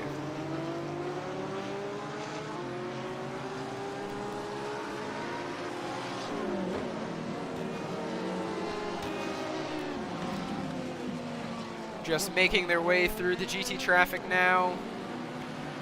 It's the Risi Competizione Ferrari. Great to see them back here at the 24. Hopefully we'll get to see them for the rest of the year as well at other races in the calendar.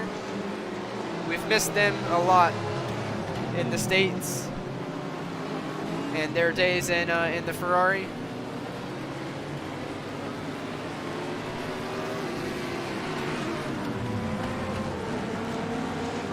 More traffic for the 01. This time the 16 Wright Motorsports Porsche. Very nasty windshield. They'll want to tear off there. Oh, we have another battle for the GTD Pro lead. It is back on. Number 10 Konik Minolta slicing through. That's the 9 and the 79 Pfaff Porsche and WeatherTech in the lead, and that Lexus number 14 is still just right there. And the KCMG Porsche, those 4 in GTD Pro are really having at it. Some great stuff that we're seeing here between the 4 of them. Through the International Horseshoe once more. Some DPI traffic. I believe that's the number 5. Oh, just squeezing his way through the number 14 and the number 2 there. Traffic, traffic, traffic. I could say it time and time again. Oh, and we have contact between the 2 battling the Chevrolet Ferrari and the number 12 Lexus, which has damage. There is damage on the rear kind of quarter panel of that car, if you will. Oh, and that is a tire down, I believe. Possibly on the number 12. That is up in the air. That is not good. Oh, that is the 71. I believe that made contact. That was a Lamborghini. Is that the 71? Did I see that correctly? But the 12, yeah, the 71 T3 Motorsports North America got into the 47, or did the 47 spin on its own, perhaps, and the 12 just in a bad situation and makes contact at the entrance to turn 1, and that Lexus is in deep trouble here because I don't think it's supposed to be leaning that much to the left. In fact, the front right tire is not touching the ground. So certainly there's some suspension issues. The diffuser is dragging. This is going to be a lengthy fix for the number 12 Vassar Sullivan Lexus team. This is their GTD, regular GTD effort. Oh, that was some quite heavy contact on the left rear of that car. I don't think the Chevrolet Ferrari has had too much controversy and all that, but I mean, just with that, the 12 has dropped to the very back of the GTD field. No, the Chevrolet is certainly also in trouble. Both the suspension, the Chevrolet is crabbing its way down the straightaway. I mean, really crabbing, like a textbook example of just left, right, just the camber is very, very off on that left rear, oddly enough, for that car as well. I would think that the right rear might have the most damage, and it may very well. But both of these two key contenders for this class, key front runners, running into some very, very concerning troubles early on that very well may knock them out of this race. If not entirely, then certainly they are out of the hunt for the win.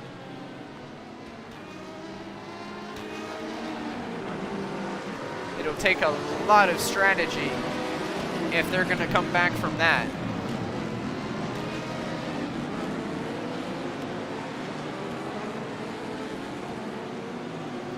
Take a look at it one more time. Was there any contact from? No, the 47 did just, the Cetelar Ferrari lost it on their own entirely. And the 12 just so happened to be in a bad spot and came along and whacked it. Lucky that the Windward Racing car didn't hit them as well. Nearly contact between the 12 and the 71 as well. That was just a whole mess down there in turn 1. But that 12 did get airborne just a little bit, just a little hop. That suspension took a heavy lick, very heavy lick. So as the 12 continues to limp back to pit lane, you may want to note that I do have a main YouTube channel. This is simply my secondary YouTube channel. Feel free to see the link in the description and subscribe to Motors to Coasters if you are able to. I would really appreciate that. So thank you very much for watching this stream and tuning in and checking out things.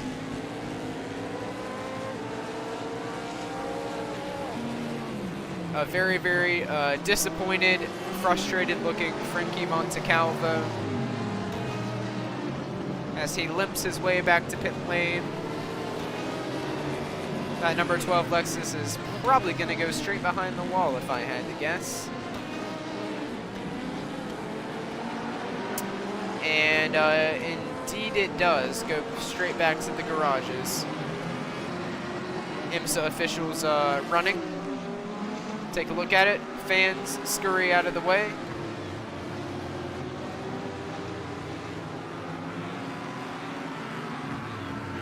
And back into the waiting arms of the Lexus team to figure out what went wrong. Of course, Frankie Montecalvo is going to be just extremely disappointed and frustrated with that, as he should be. The team will go to work, try to piece together what they can that's left. Hopefully those Lexus guys will get back out there. And that may or may not be Townsend Bell's car. Townsend Bell is actually on the pit box right now. And he is a part of that team. So that's awkward. That is, interesting note here. The number 14 on the other end of things for Lexus has managed to get by the WeatherTech Porsche. So I believe that may or may not be a lead change for the GTD Pro field. No, the 9 of Matthew Jaminet continues to lead, but that would be the Ben Barnico in the 14 Lexus that has, yes, gotten second place from the 79 WeatherTech Porsche. So GT field incredibly heated right now in Pro and GTD alike. The purest of views for the pros will be happy to know that the first 9 GTD cars are the pro cars, but that a lot of that has to just come down to pitting and amateurs getting in the car, that sort of thing. So just an amazing GT field. Unfortunately for Montecalvo and also Lacourt in the 21, the 47. Pardon me. Not a good day. Started the day, middle of the day for them. Looks like the crew is doing some work on the suspension.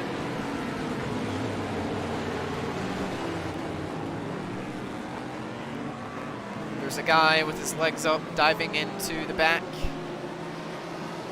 Somewhere I certainly wouldn't want to be. Very torn up bodywork there. That's gonna be a lengthy fix. The toe looks substantially knocked out. So we'll go ahead and update the class leaders. Of course, Kamui Kobayashi continues to lead in fantastic fashion over the number 10 of Felipe Albuquerque. Just a very small gap, though, just a second. And we don't get a break. There's still a battle for second in GTD Pro. Of course, the FAF Porsche just right up the screen there. So that is the number 14 Lexus of Ben Barnico, the number 79 WeatherTech Racing Porsche of Andelauer, and then Pile in the number 2 KCMG Porsche just behind.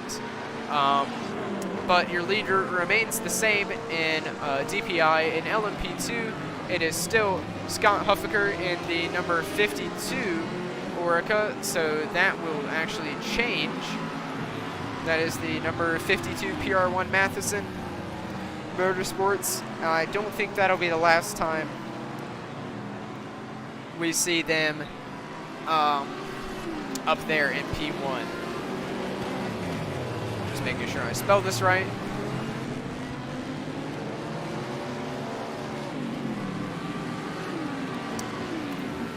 That is definitely not right. There's definitely a math in there. This is how to go copyright free, guys. This is the struggle.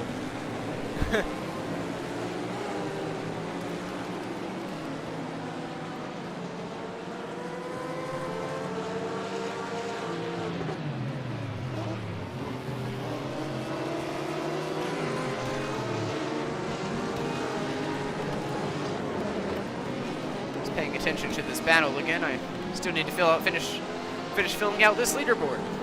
LMP3 is actually led by Joao Barbosa in the 33 Sean Creech Motorsport. So that's great to see them. They're also in the Ligier, so I don't have to change that. But it's the 33 Sean Creech Motorsports. They are leading in LMP3. Good to see Joao Barbosa competing here again in the Rolex 24. After so many years in the DPI and prototype categories. Good to see him here.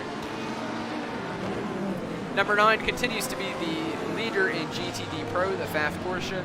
And in GTD, it is Lucas Stoltz, an incredible factory Mercedes AMG pilot for Sun Energy Racing Mercedes. Sun Energy or Sun Energy 1? Sun Energy 1, sorry.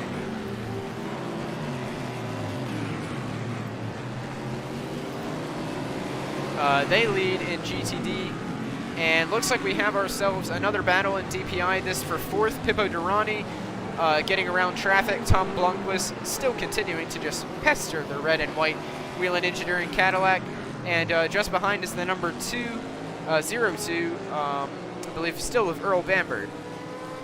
We're just getting around some tight GTD traffic there. That's the number 98 Northwest AMR, Aston Martin Racing. And Tom Blomqvist is very, very close to Pippo Durrani now in the number 31 Cadillac, following each other right through the kink. Some lap traffic's going to get in the way here. Oh, that was a replay of the Era Motorsports incident, and this may be a report that they are out of the race.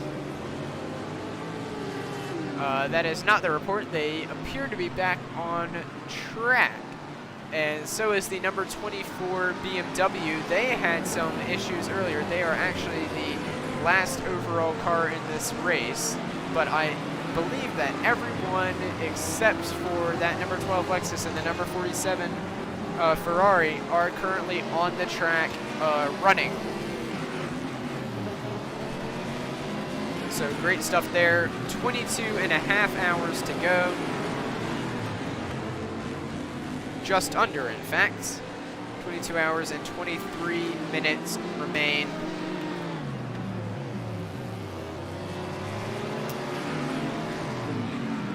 Checking in with the number 10 Wayne Taylor Racing, Konica Minolta.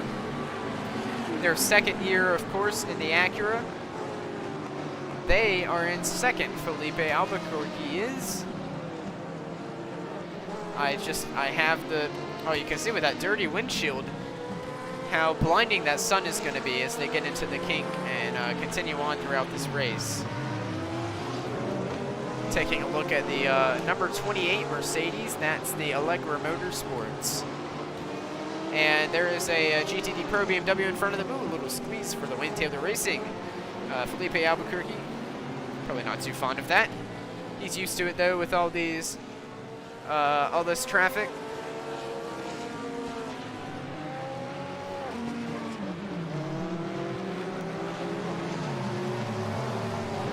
Good to have a few of you tuning in and checking out this iteration.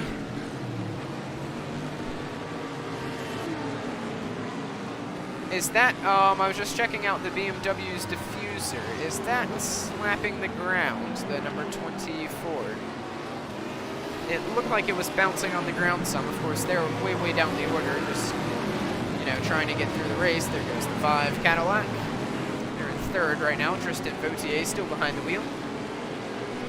Some of you will know Daniel Murad, a driver of the 28 Allegra Motorsports Mercedes, currently not in the car, but he is known for, he does iRacing a lot in his free time. He does IMSA.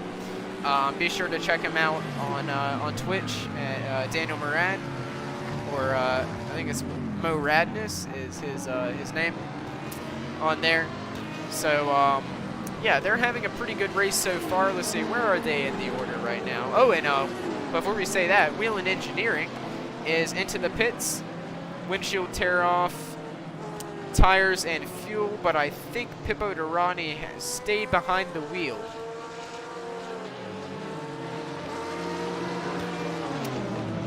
We will confirm that here in a minute. But I caught the tail end of that, and I think Durrani is going for a triple stint here.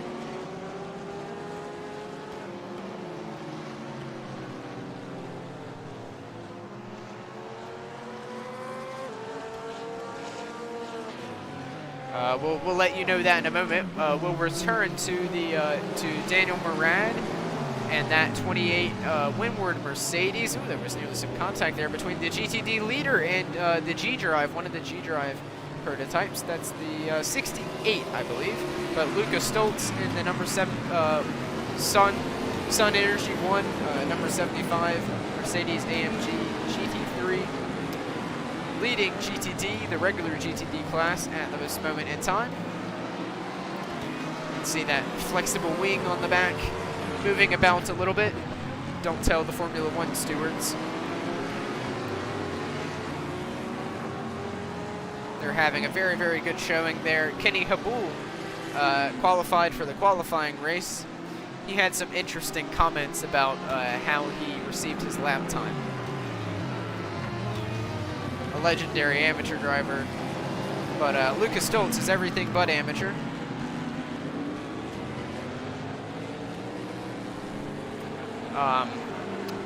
We'll go back to that number 28.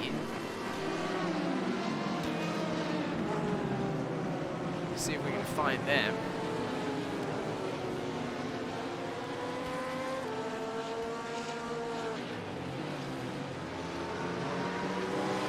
They are in third. Michael De Quesada. Michael De Quesadilla is currently in the car. They're in third. Not too far off of Zachary Robichon. Only a 12-second gap. The number 16 Wright Motorsports Porsche.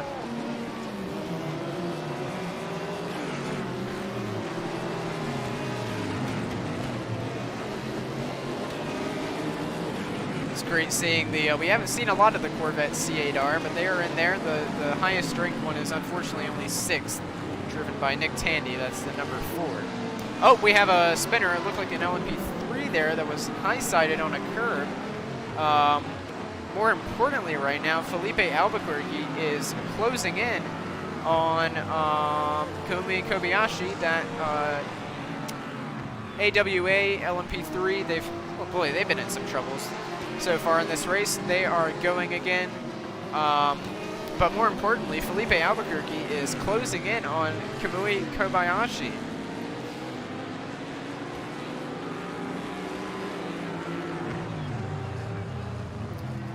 Great little battle, interclass battle, GTD Pro and GTD. That's the Grasser racing team that's just gotten past the Corvette there, and we have another LMP3 that's decided to go do donuts. The Gradient Racing Acura going wide as well, just for the heck of it. So lots of action going on the track right now.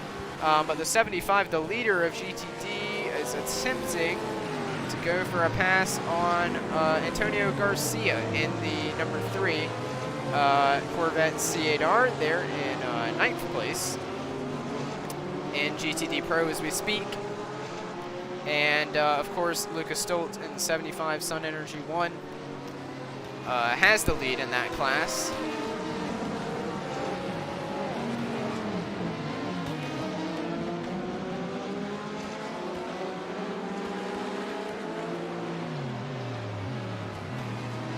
Through the bus stop they go, Risi Competizione heading that way as well.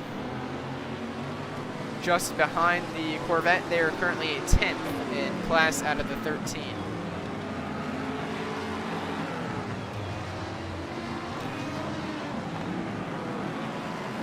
Some pictures we were seeing from Sun Energy 1 when they went and competed in the Dubai 24 hours. Oh, and that's a little bit of contact maybe between Risi and Lucas Stoltz there. That's once again interclass, and we knew this was going to be the case, that the Pro and Ams aren't willing to give up to each other as Risi finally makes their way through. I have to check and see who's in that car at the moment, but that would be an overall position. Yep, Alessandro Pierguidi. And this is a battle between the pole-sitting TR3 Lamborghini, which has fallen all the way down to 8th position in the hands of I believe that is and I don't know. I'm just going to call it the number 63 Lamborghini. Is in the clutches of the 3 Corvette C8R now. Antonio Garcia is currently behind the wheel. This is, like I said, the first we've really seen of the Corvettes in this race, and that is unfortunate for the GTD Pro pole-sitting Lamborghini. They've really fallen back a long ways since the start of the race. As we'll wait to see if maybe Antonio Garcia will be able to make a move anytime soon.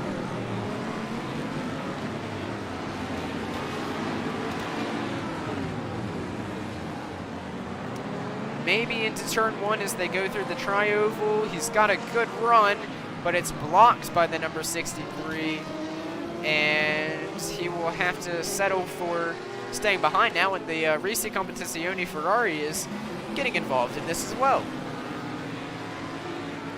A battle for only 8th place, but still a great battle through the field.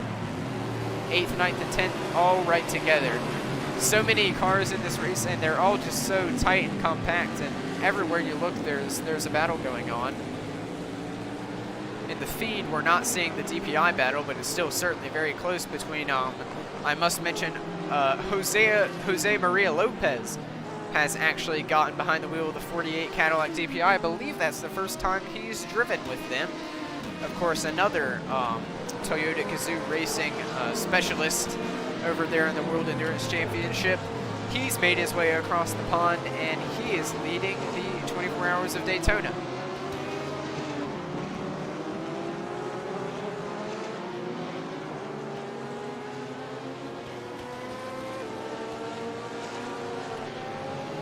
So, we will go ahead and maybe find a different view here, if you guys would like to see something else. Or we go to the bus stop. The bus stop is a place of action. There's lots of action here on the circuit.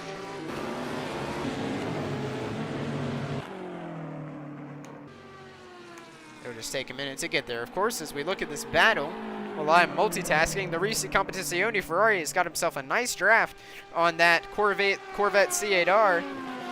Pierre Guidi. Oh, and the Corvette is just going around the outside on the tri-oval of the number 63 TR3 Lamborghini, and they're still side by side. The Lamborghini struggles for traction. The Corvette C8R is through, and that is how that change of position occurred. Like I said, we'll continue heading to the bus stop. There's the lovely bus stop.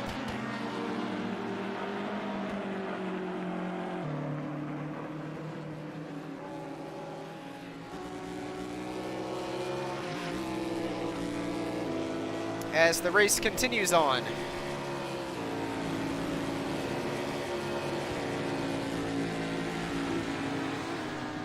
And what a race it has been so far.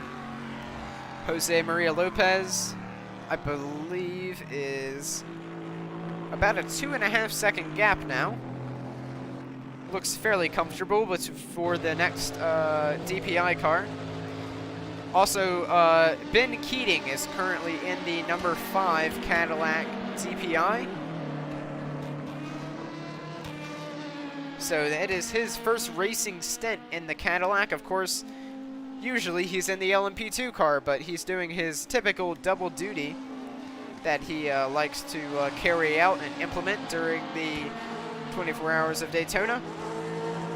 And JDC Miller Motorsports has invited him along in the Mustang Sampling Cadillac, and his first stints are now underway. He won't be that far out of, he's only about 30 minutes, or up to an hour since he was last in the car in the number 52, PR1 Matheson Motorsports LMP2. You can see Maria Lopez splits a couple, or goes over a couple GTD cars. And Action Express looking pretty good so far with the number 48 Ally DPI. Of course, that's Jimmy Johnson's team. Leading the race, Pippo Durrani in the Wheeling Engineering is in third. Split by that number 10 Acura of Felipe Albuquerque of Wayne Taylor Racing.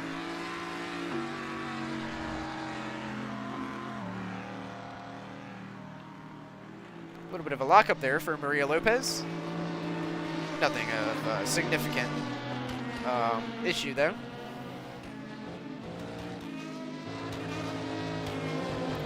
Working his way through some GTD traffic. It's Peregrine Motorsports, I believe. Is that the number 39?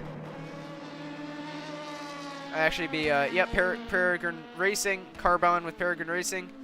Is making the switch from the Audi to the Lamborghini this year. Number 39. Haven't talked about them much.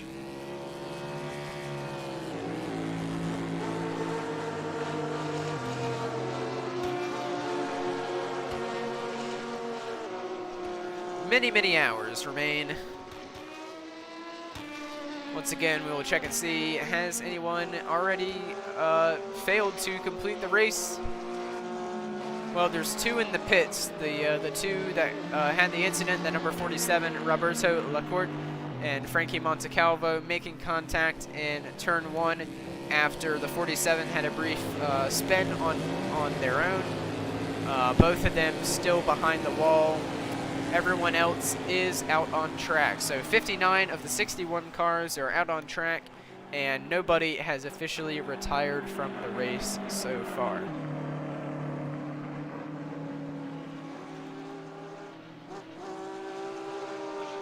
So we will take the opportunity to step away for a moment. Don't worry, we'll be right back, and we will provide you with some more video from Motors to Coasters. Once again, my main YouTube channel. Feel free to see the link in the description. Before we go away from break, there is some debris right before you get to the bus stop. Whose debris is that?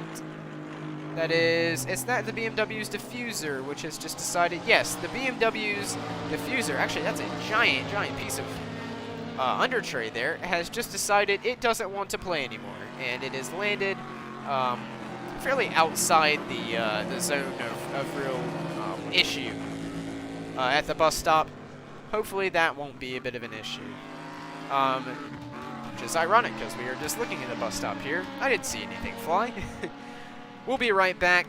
Enjoy this bits of video from the Motors to Coasters YouTube channel, and we will be right back.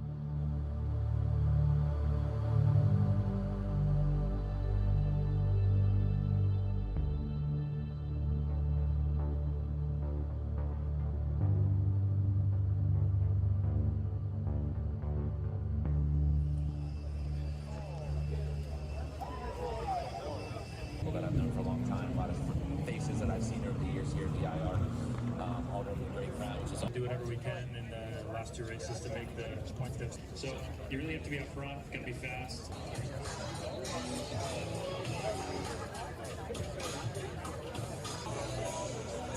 But it only got like one bad way. And personal, head on over to pit box number 8. The refueler. So that's the main difference. The other difference between the two series. So not get to be lucky because when we have a good result. Eric Crowder does all our data. Tom Stump is the dead man. And of course, the guy that makes it all happen standing up behind. 3, 2, 1. Good,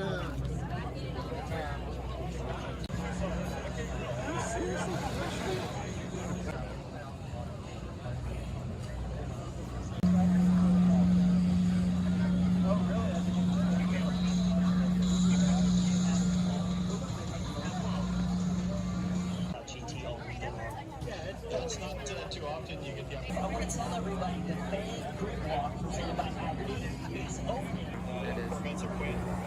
Reminiscent about practice. I have my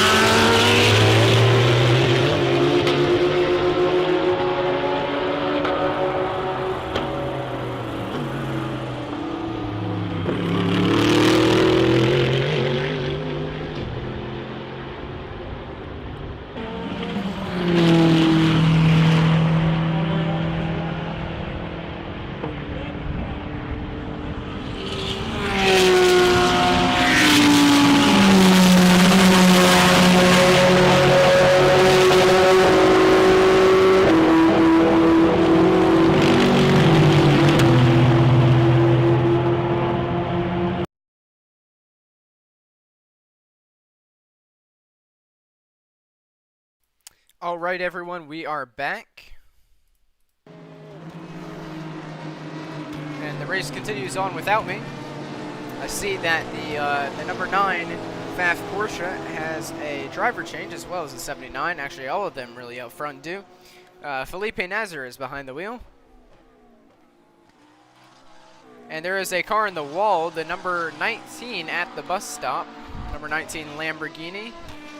That is also by TR3 Racing. They were 7th in GTD. Quick spin, and they are going again. The battle for the lead in GTD Pro continues to heat up, though, as the number 9 and 79 Porsche, oh, they're side by side on the high banks, exiting the infield and onto the back straightaway. They're still side by side. You can look over on the camera and they almost touch. They're almost door handle to door handle. There's nothing between them. And Piccarello in the number 79 Porsche for WeatherTech Racing just barely decides to brake a little bit later, and that is a lead change for GTD Pro. WeatherTech Racing number 79 to the lead. That was something to come back to.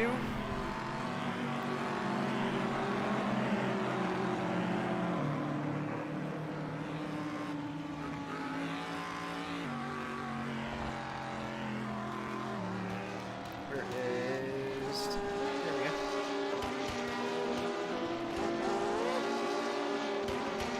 Perfect.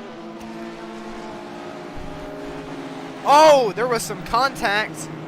That's between two DPI cars. That's the number 48 and the number 1 Chip Ganassi.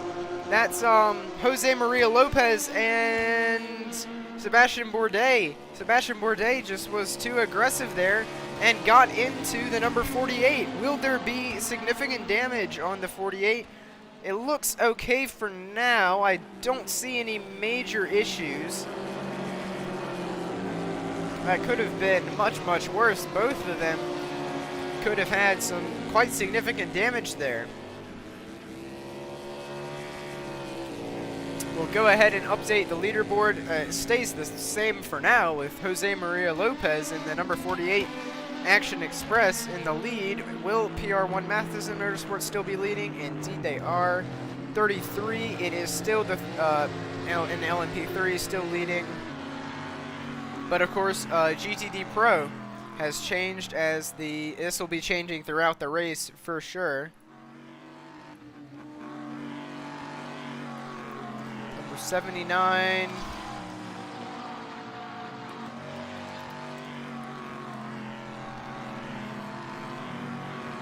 WeatherTech Racing. And in the lead, and both that is the number 1 Chip Ganassi coming in, and they're going to be doing a driver change. Sebastian Bourdais is getting out of the car, and goes someone with a green helmet. I'm not sure who. We'll be finding out shortly. Tear off the windshield, 4 tires, and fuel.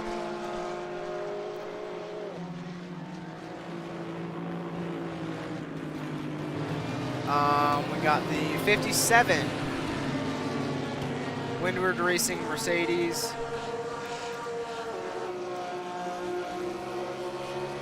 And the lead of GTD.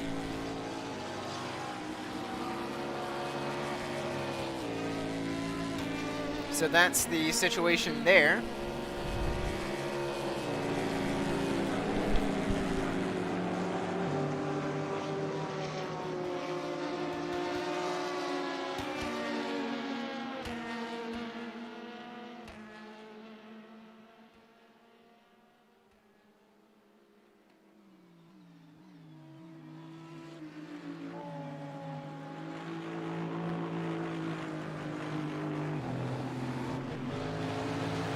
Was just checking up on broadcast audio there. We'll update the leaders. We'll say with 22 hours remaining. We'll check it again with 21 and a half remaining. And Jose Maria Lopez also comes into the pit lane. I don't expect to see a driver change here, and as well the other Action Express, the 31 Wheel and Engineering, that's parked quite sideways in its box. That's going to make it a little more difficult for the team to work on that. Durrani is still in that car. I would expect Durrani out, and indeed Durrani is out. Someone with a black and white helmet going in, and that is Jimmy Johnson in the 48 Cadillac DPI. Jimmy Johnson is coming in for his first stint. How will they handle the pit lane? He just barely gets around. Good work from the 7-time NASCAR champion. And that is Felipe Albuquerque in the number 10. I'm sure, actually, it's no longer Albuquerque. But the number 10, Koenig Minolta, actually just barely gets out ahead of Jimmy Johnson. So that would be a change for the lead once Castro Neves in the 60 comes into the pits. Good to see Castro Neves out there in the Meyershank Racing Acura DPI. And this battle between the 3 Porsches in GTD Pro never quits. It's 79 WeatherTech of Picarello, followed by the 9 of Felipe Nasser, and then the number 2 KCMG Porsche has stolen 3rd away from Kirkwood, Kyle Kirkwood, in the number 14 GTD Pro Lexus. So it is 1, 2, 3 for Porsche in GTD Pro. Well, if you're a manufacturer, that doesn't get better than that. That being said, I probably just jinxed them, so we'll see how that goes.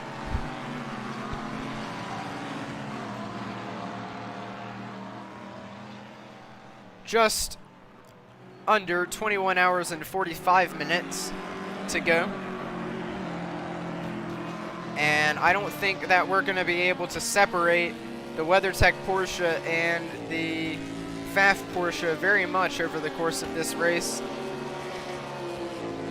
It'll be interesting to see if Cooper McNeil, of course, he's a very, very quick driver, but he's by no means. Oh, we have a an incident in the game at the bus stop. That did not happen in real life, I must tell you. It'll be interesting to see if, ironically, that is the 48 going through the bus stop, and he is not crashed of Jimmy Johnson. That is Will Stevens, I believe, in the number 10 Acura. So we have a replay here. Jimmy Johnson had a lockup. A massive, massive, massive lockup. He's actually had to avoid the tires and do himself a little loop at turn 6 on the entrance to... Oh, man, that could have been very bad. He could have locked up and gone straight into the tires. Of course, Jimmy Johnson doing the right thing there and taking a little loop, but that's going to be a big flat spot for the rest of this tire run for him. That is going to be a difficult thing to overcome for the Ally Cadillac, and just like that, it's 5th place for Jimmy Johnson, and he's very, very loose. Jimmy Johnson is struggling to get to grips with that Cadillac DPI this year, probably really struggling with those cold tires, as it is the coldest really that it's been all practice and through the roar and into the race. As I pull up my weather for Daytona here, that is the Meyershank of Elio Castro Neves is in to the pit lane. You should stay in the car.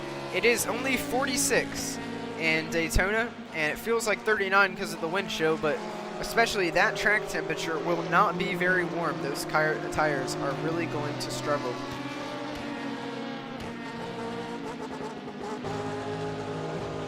So Jimmy Johnson down to 5th place just like that.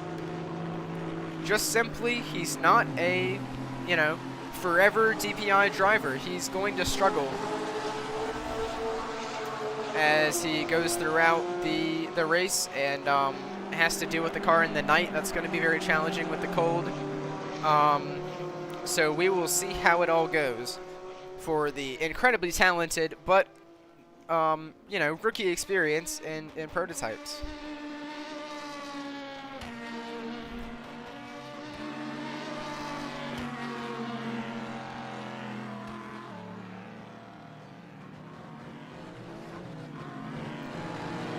So, a impressive race unfolding right now.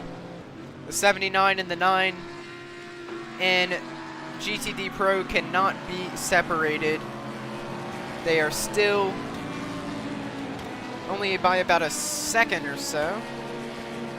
Maybe about 4 car lengths as they race along the high banks at Daytona. I'm not sure when the next GTD pit stop cycle is, but they should be coming in at a similar time. They're on similar pit stop strategies.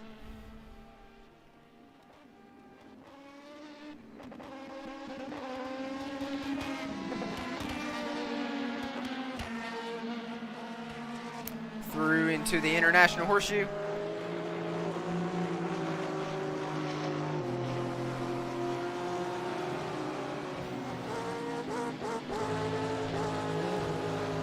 Following each other into the sun getting very bright in the eyes of the drivers as they race towards sunset. Locally should be around 6 o'clock this time of year. I should have checked that.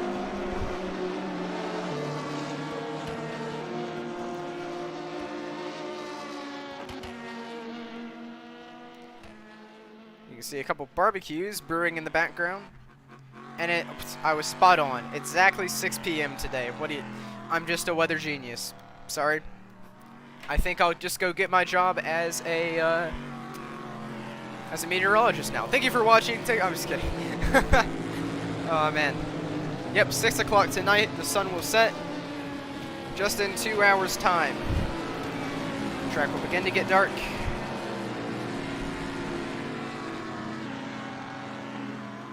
You can see the Era Motorsport LMP2 is back out on track. So good for them getting the car fixed.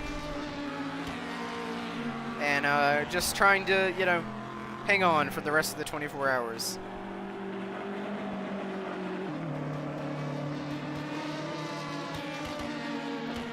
On around we go.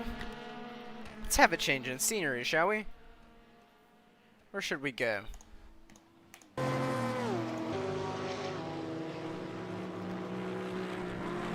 Let's go to the sun setting on the high bank, shall we?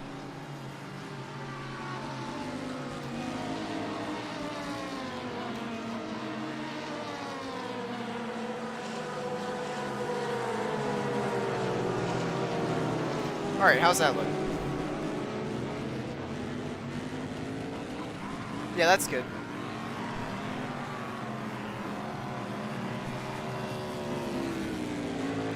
Wonderful. Oh, and there's some traffic here that's playing into the GTD Pro battle. One of the McLarens there. Actually, almost a touch there. What in tarnation is going on here?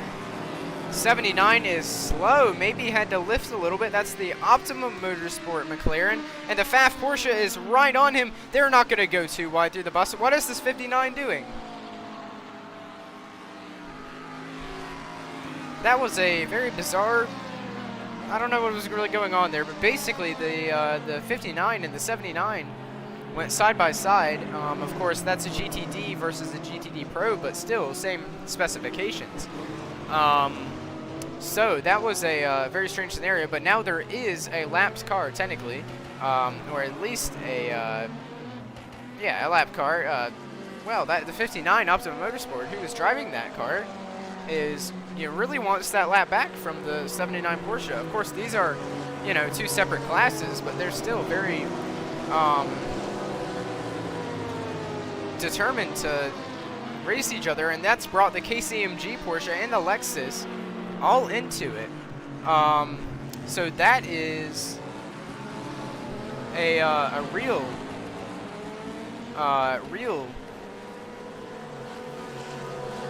odd scenario going on there. As we take a recap of the race, we're just going to be looking at that. Felipe Albuquerque took the number 10, Wayne Taylor, Konik Minolta Racing to green as they all filed through successfully in DPI. However, Albuquerque was not so successful, falling several places in the beginning. there was a change for lead where Kamui Kobayashi managed to get by the number 5 Mustang sampling Cadillac.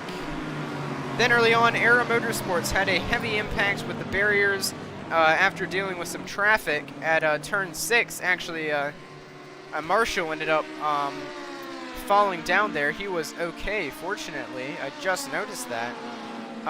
Heavy traffic on the banking. And then contact between the 21 Ferrari and the number 32 Mercedes. Later on, more contact, a 71 Lamborghini in the middle of the 47 Cedillard Ferrari, who was hit, and then the 12 Lexus GTD car made contact, heavy suspension damage. Both cars are still in the pits, if I am not mistaken. Correction, the 47 is back out, the 12 Lexus is not. Then most recently, some minor contact between the 48 and the 10, fighting for the lead between Jose Maria Lopez and Felipe Albuquerque. And then 48 of Jimmy Johnson getting behind the wheel. Well, he had a major lockup going into turn 6, avoided the tire barriers, but has lost a couple positions in the process trying to get those tires warm. And we are all caught up on the various happenings.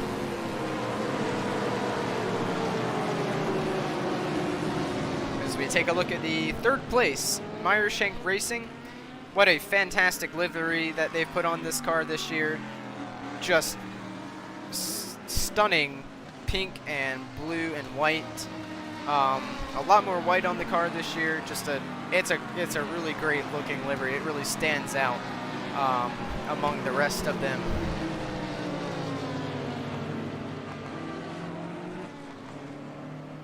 Here we go. We have a Aston Martin battle. That's the new Magnus Racing Aston Martin, and the Heart of Racing just behind, and in front of Magnus Racing, that's the, I believe that's the number 19 TR3 Racing Lamborghini GTD.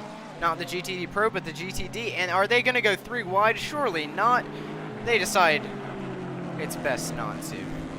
And is that a slow LMP3 car on the circuit, or is that just them changing the camera? It is just them changing the camera. That is the 38 Performance Tech Motorsports, who did have an incident coming down into turn 1. Went way too wide, got on all the slippery stuff outside the surface of the track, and just had a quick little spin. And they're underway, burned the tires a little bit, and he was in that car currently. That would be Hikaru Abe, or Abe. I will try not to offend anyone. I think this is the first we've seen of the 97 Mercedes AMG from WeatherTech Racing. We've seen a lot of the 15. They are running, of course, in GTD Pro, all of them in GTD Pro. A little lockup there. And first of the M4s, we're seeing some of the M4s as well. Just speaking of the M4, that's the 25, and I believe both the M4s are quite down the order due to some problems they had earlier, some bit of a teething pains for previous winners of the 24 Hours of Daytona with the M8. So both the 24 and the 25 well down the order from their class leaders. 2 laps for the 2 laps for the 25, 1 lap actually now for John Edwards, and 9 laps behind class leader for the 24 of Philip A. So it's about that time that we go down the running order. This is Ringer Van de Zande in the 01 for Chip Ganassi Racing is now leading in DPI.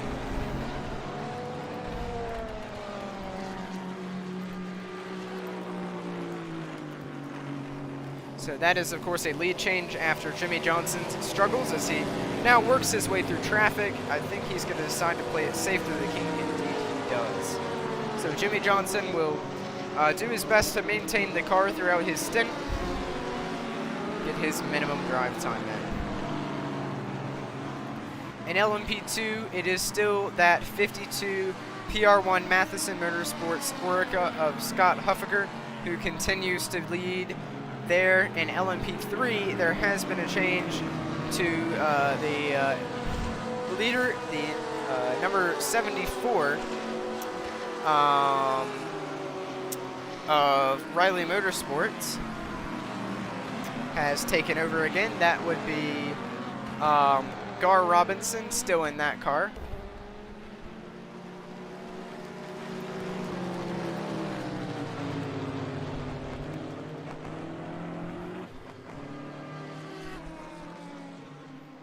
And of course, it appears the FAF Porsche has gained the lead back from the WeatherTech Racing Porsche, perhaps due to pit stops. We'll have to take a look at that here in just a moment, but those two were close on track.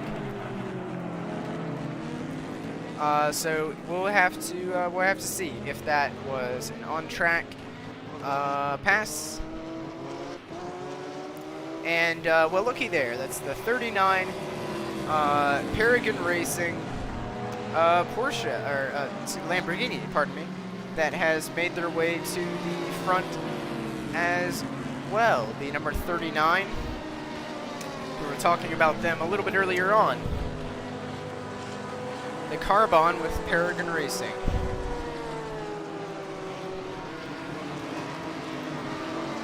How do I spell that right? Let's check, make sure.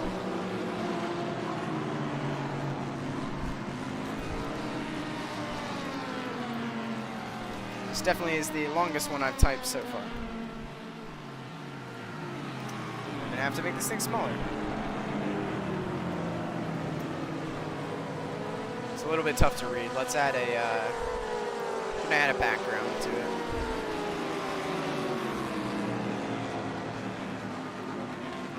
There we go, now you can see it better. So those are at, with 21 and a half hours remaining, those are your leaders.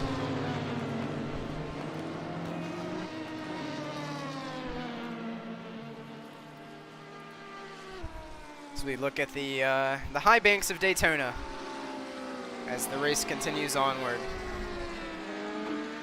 Lots of action so far. There's been plenty to talk about.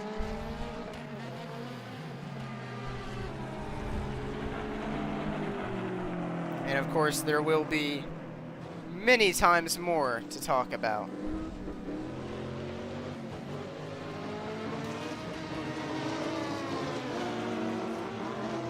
I've been watching the, I wonder if the marshal that was there was injured, because he definitely looked a little bit sore.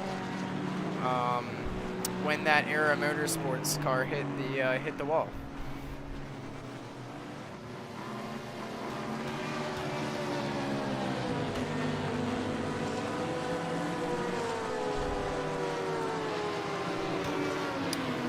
We'll be checking on that and make sure that that guy is good.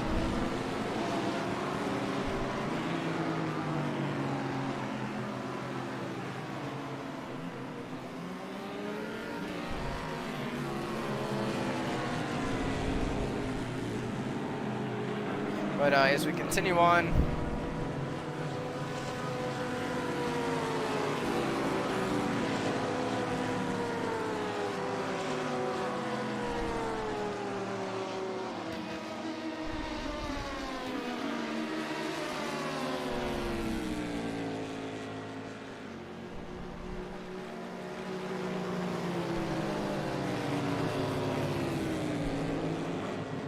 yeah, things appear to be all good on that front.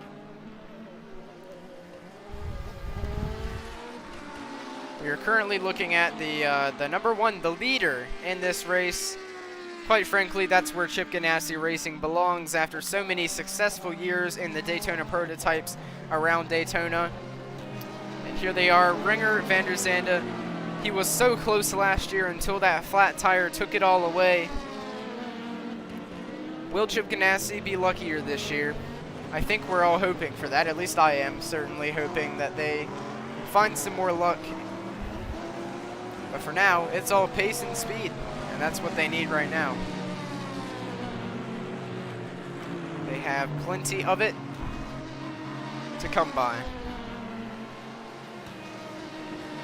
The sun begins to get a little bit lower, a little bit more yellow in the hue of the evening.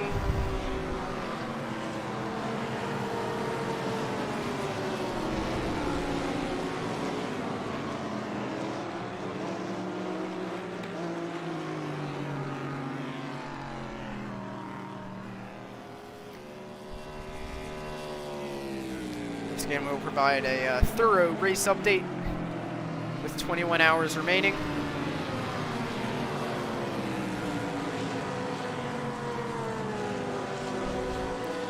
As the cars just run around on track. Things seem to be settling down for just a moment. We could finally take a little bit of a breath. Remember in the beginning I quoted John Hindhaugh and his take a deep breaths. Well, I think now may be a chance to catch one.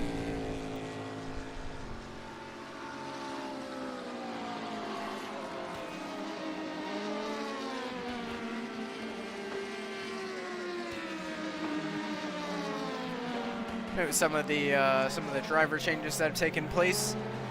Tristan Nunez is aboard the number 31 Cadillac DPI. And it is actually saying here that Jose Maria Lopez is still behind the wheel of that Cadillac DPI. I saw the 48 sticker and I believed it was Jimmy Johnson, but it is actually, in fact, Jose Maria Lopez still on board the number 48 Cadillac, Ally Cadillac DPI. So I stand corrected in my saying that Jimmy Johnson was behind the wheel. He is not. Alex Lynn is also aboard the number 02 Cadillac DPI. And once again, Ben Keating is still on board the number 5 JDC Miller Motorsports Cadillac DPI. In LMP2, Scott Huffaker is still on board the number 52 Orica, but Josh Pearson has taken over the number 11. And in the number 69 G-Drive car, that is Tumen Vanderhelm, who has taken the helm of the car. Renus VK is in the 29 in the Bumblebee, the Jumbo team racing team Netherlands. Who else do we see on here that draws attention?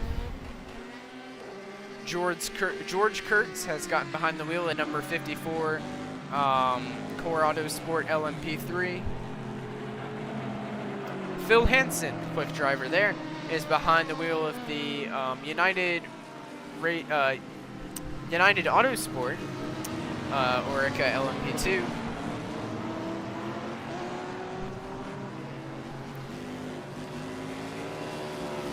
It must be noted, I think perhaps through pit stops, that Alexandra Imperatori in the number 2 KCMG Porsche has taken the lead from Felipe Nasser in the 9, and then also Eliseo Picariello in the number 79 WeatherTech Porsche. So that's a change in lead in GTD Pro, this time putting KCMG Porsche up there.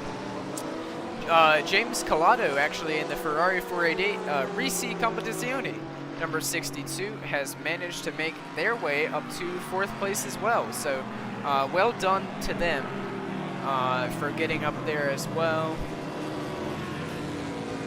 Dirk Mueller is taking a run in the number 15 GTD Pro Lexus.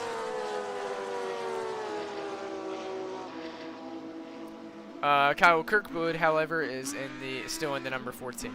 So there are actually 2 GTD Pro and 1 GTD Lexuses in the race. The first of the Corvettes is still Tommy Milner in the number 4 Chevrolet Corvette. Jordan Taylor, fan favorite, has hopped on board the number 3 Chevy Corvette, however. Alex Riberas is on board the number 23 Heart of Racing Aston Martin. Sandy Mitchell is on board the 39, leading Paragon Racing Lamborghini in GT Daytona.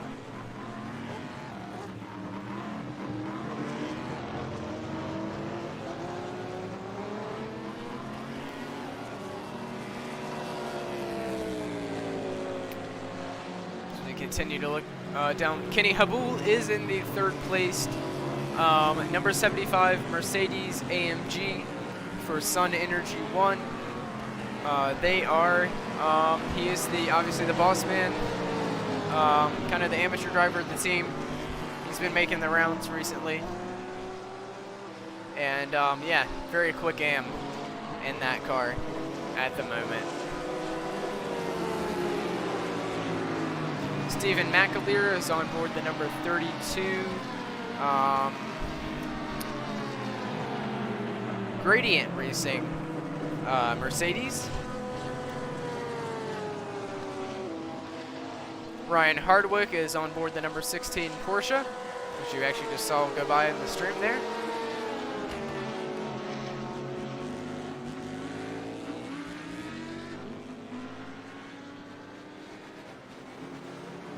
Many drivers all throughout the field. Spencer Pompelli in the number 44 Aston Martin Vantage for Magnus Racing. Just caught a glimpse of the KCMG just barely ahead of the FAF Porsche there. Also, Will Stevens is in the number 10 Konica Minolta Acura for Wayne Taylor Racing. A 2-second gap in between he and Ringer van der Zande in the lead.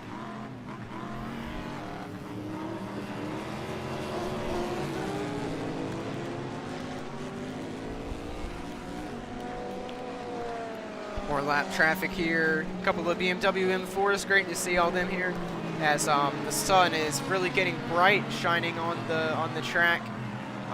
As you look back at it, heading through the first set of S's on the way to the international horseshoe. So maybe we'll go ahead and change our camera to there, because that looks like a great place to watch things.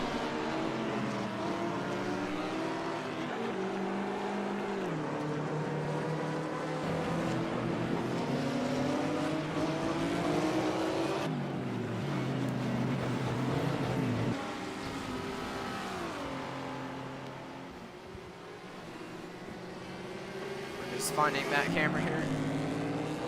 Yeah, there we go. Perfect.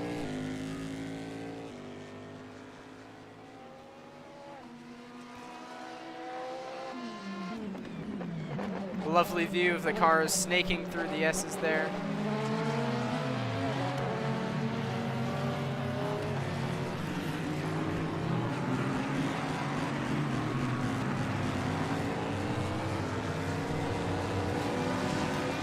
As the sun begins to shine on the track.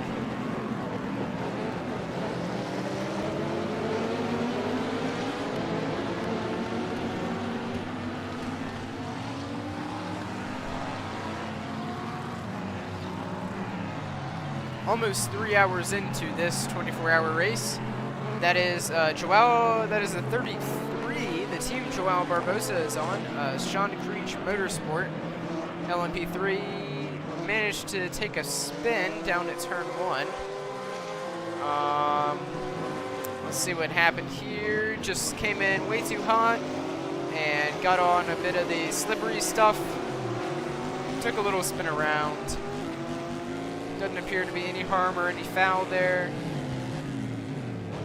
And on his way. Who is in that car right now? The Willesee.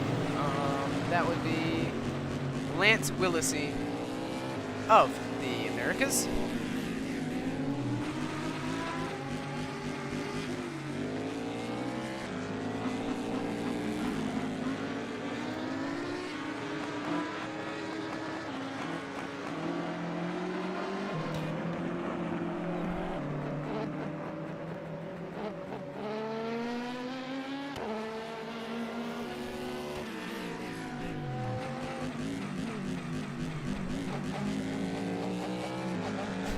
rFactor 2 AI doing interesting things with their audio for sure.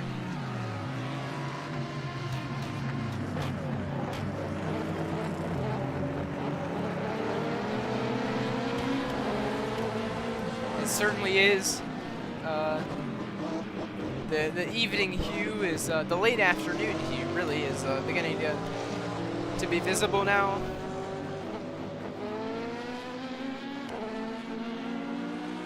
That sun is very much in the driver's eyes as they exit the International Horseshoe and hit the kink.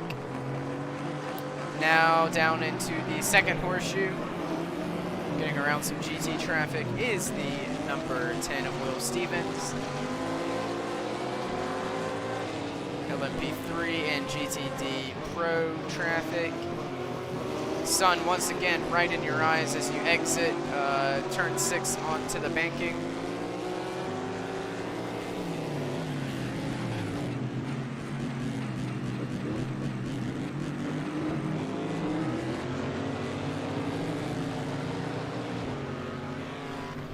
Down the long back straightaway into the bus stop.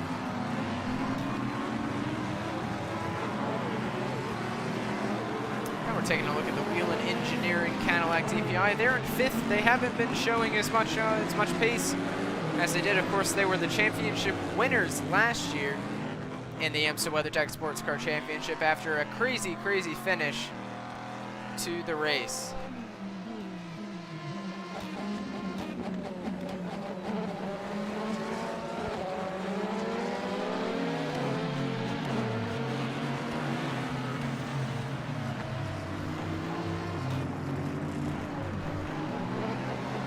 So race rundown coming up in just about 12 minutes time.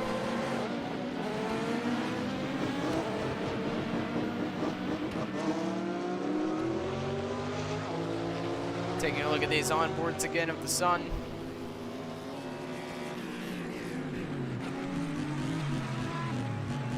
Beautiful view of the late evening. The evening hours, the late afternoon turning into evening at Daytona. The grandstands creating a shadow heading into turn 1.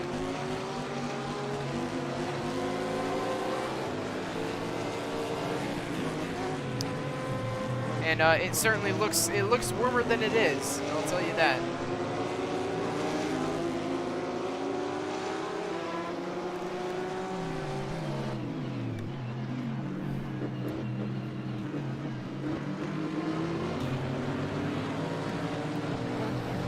It will, the sun will also make it quite a challenge for the pit crews as well, as you would imagine. Be having to stare into that and do their work as well.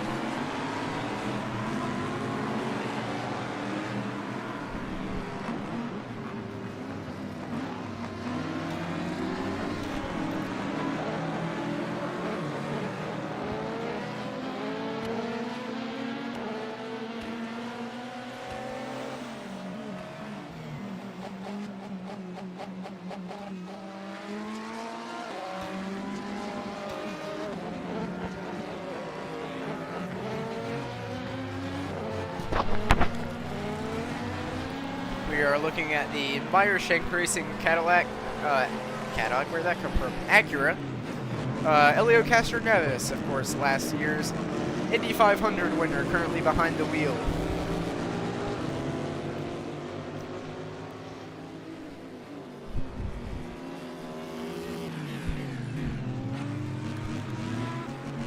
Just about a 4-second gap to Will Stevens up ahead.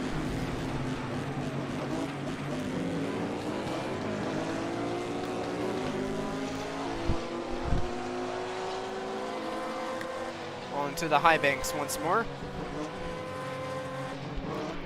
No major battles really appearing out on the circuit at the moment, so enjoy this rest while we receive it.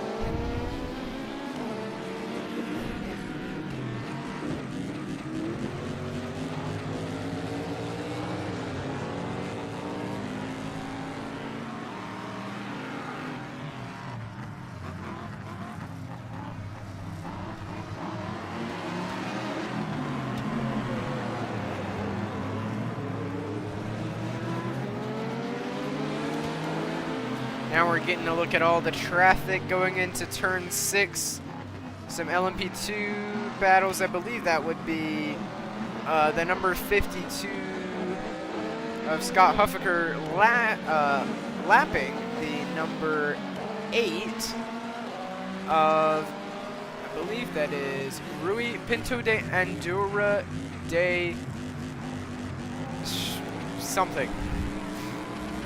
Well, anyway,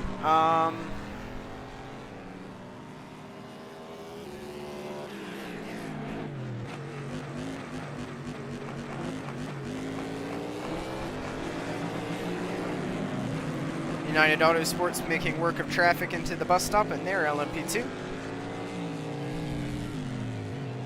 Gaps still very, very close at the front of GTD Pro as well, it must be mentioned. 2 seconds covering the top 5, still in that class. And this is Jose Maria Lopez coming in for the Ally Cadillac number 48's next pit stop. This is this a problem for the number 5 JDC? Nope, just some steam coming out. A regular pit stop. It seems, oh, there's a contact. That's the number 19, is that the 19? Yes, that's the 19 Lamborghini. They've been around a couple of times in the last hour or so. The GTD entry for TR3. Who's driving that car at the moment? That is, let's see, what happened here? Oh, the 79 WeatherTech Porsche made contact with the 19 when the 19 cut across the nose there.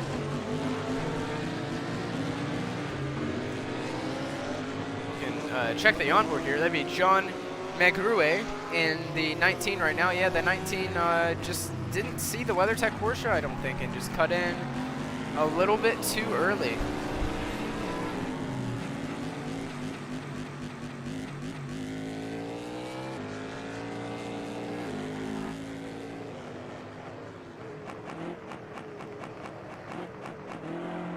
Fortunately, it seems both cars are off fairly unscathed.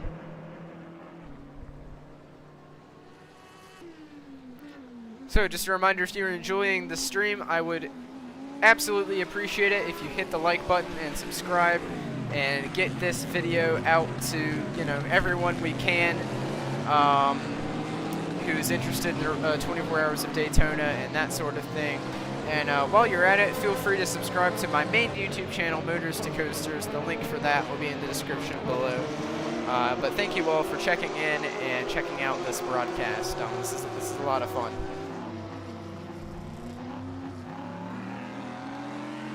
PR1 Matheson Motorsports, Mikkel Jensen is on board that machine now. And there is a caution on the racetrack. Perhaps for debris, it looks. So that is a yellow on the track, double yellow. Safety car will be deployed. No, that is the number 34 Porsche that has spewed debris everywhere. That is a massive front end impact on that car. That looks like that could also be, that's certainly in the infield somewhere. That is a major, major incident for that car. The whole entire front end of that Porsche is completely done in.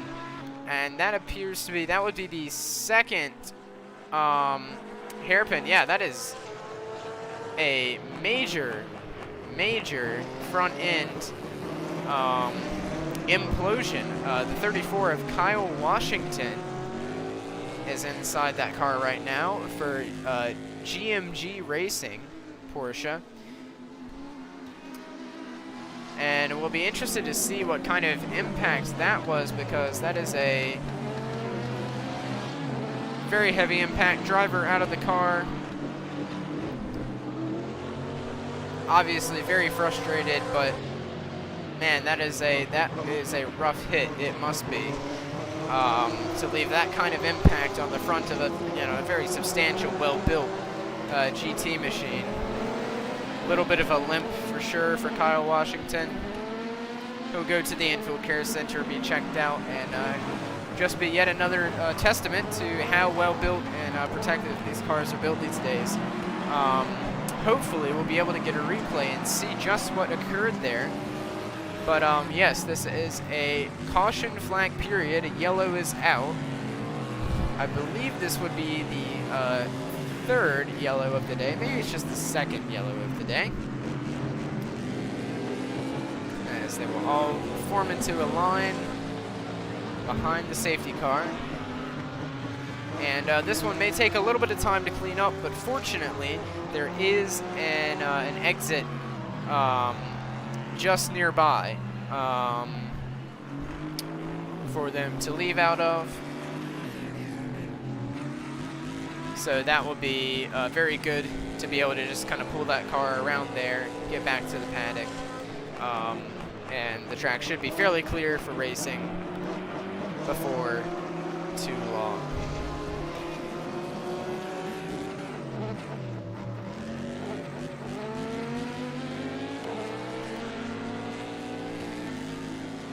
So they'll all slow down and get into a train, and then obviously we will have pit stops coming up with 21 hours, just over 21 hours remaining. Remember that race rundown, race update coming up in just a couple minutes. We'll take you through the field, the leaders, and the top 5 in each class, plus any notable changes or incidents, that sort of thing.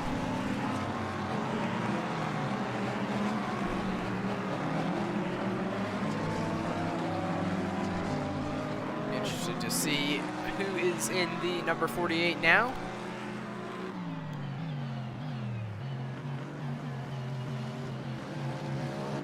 It is Mike Rockenfeller, an incredible prototype driver with years of experience with Audi in their prototype days, and yeah, just a very, very impressive racing driver with years of experience, a great guy to have in the car right now. Of course, that leaves Jimmy Johnson to get into the car.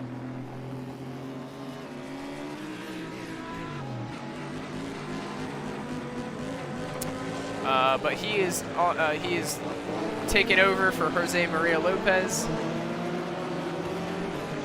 and this puts Elio Castroneves in the 60 Acura. Of course, they're off sequence for pit stops. You can see them actually on my screen right now going through. They will be the leaders of this race.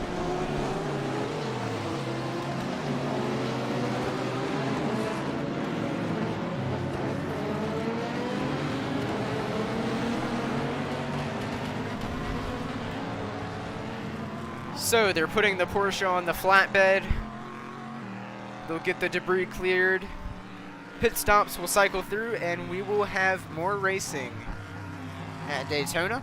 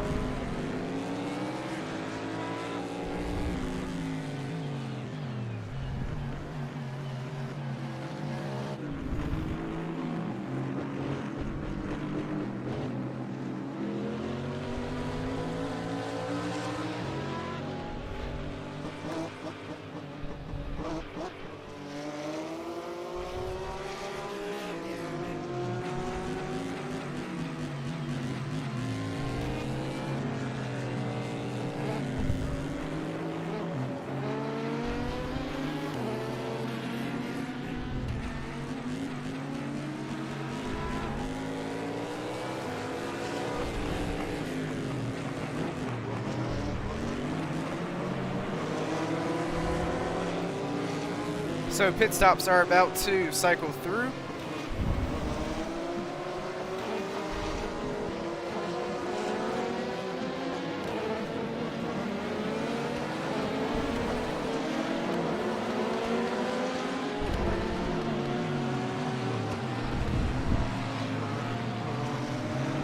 And we will go give a race update now. So there are, the leader is the number 60 Meyer-Shank Racing Acura DPI, and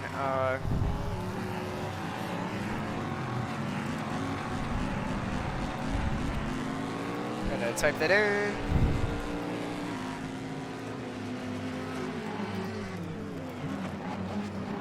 And then in LMP2, leader stays the same. LMP3 leader stays the same.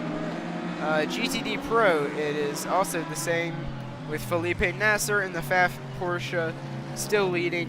And in GTD, it's changed again with the number 57 Windward Racing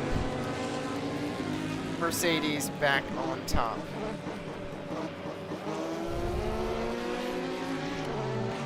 Oh, I have to put AMG GT3.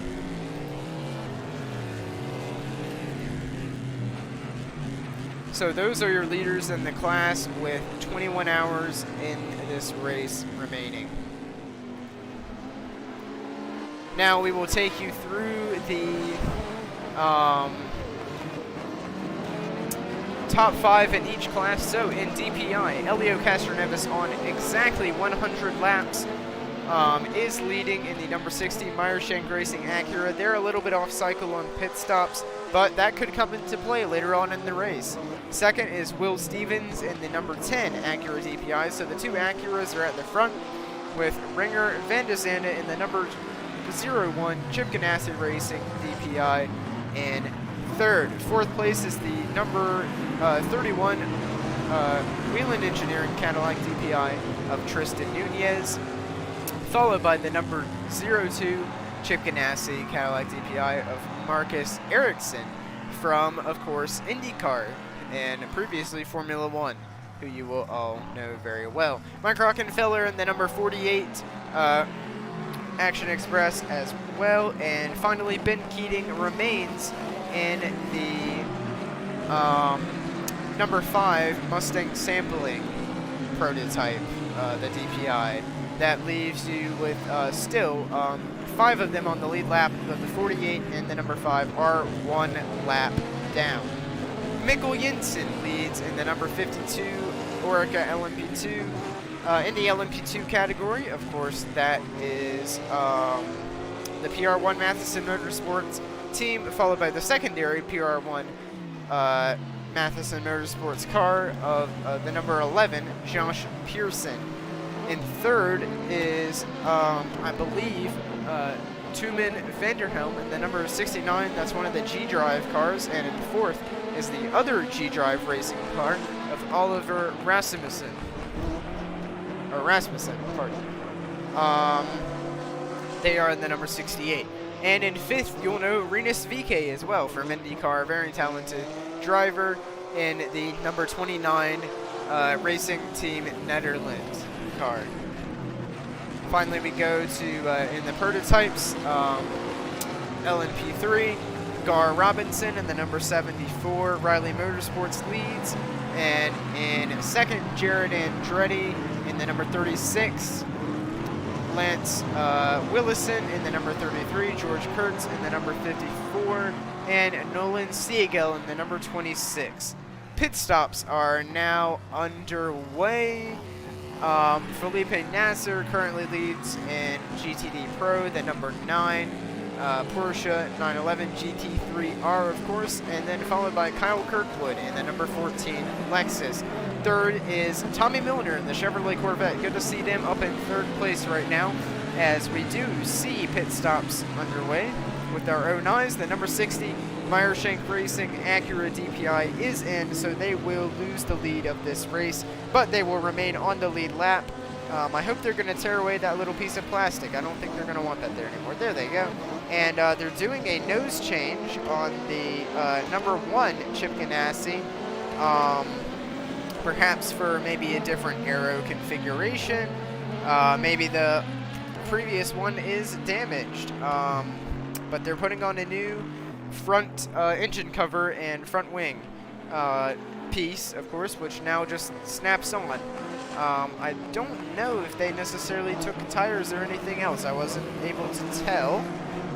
It looked like there was a guy on the wall holding a tire though, so my guess is that they did before they came out. And pit lights are green, so now they all leave the pit lane, LMP2s, LMP3s, DPIs, and they all get in this really awkward stack up in pit lane. I don't quite understand how that's working.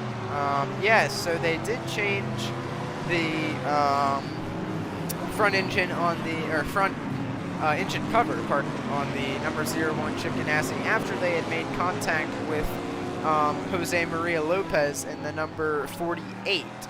So that is the reason for the change. Now they were zooming in on something on the Acura, the number 60, Meyer Shank. I think everything is okay with that car.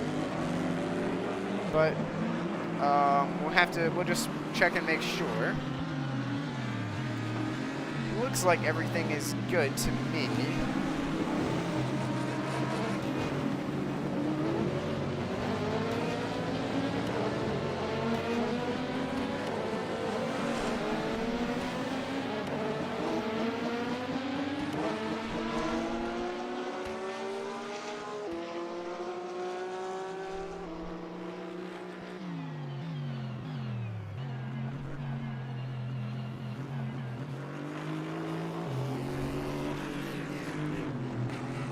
We'll continue our race rundown that we were doing earlier. That is, in second, of course, was Kyle Kirkwood.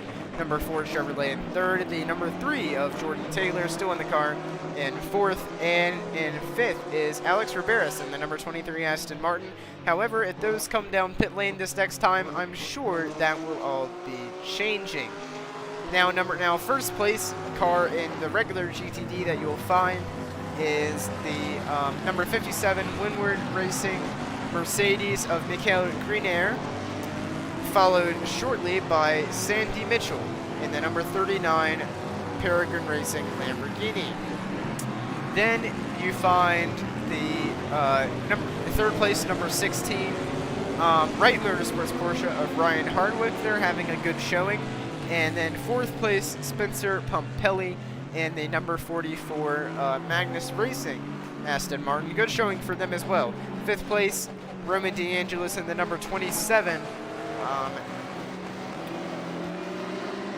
Aston Martin there. Actually, they've just dropped many positions, I think, due to going into the pit lane. So that position will now go to actually Michael Dyden in the number 96 Turner BMW. So good to see them up front there as well. Although many of them are pitting, we are taking a look at the GT portion of the pit stops here as well. Wright Motorsports Porsche is in. They're taking fuel and tires. Doesn't appear to be a driver change, so I assume Ryan Hardwick will remain in the car.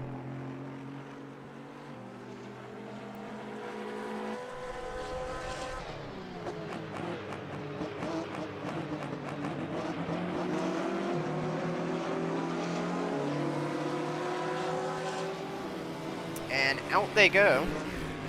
The Wright Motorsports Porsche seems to be taking a little bit longer than anticipated.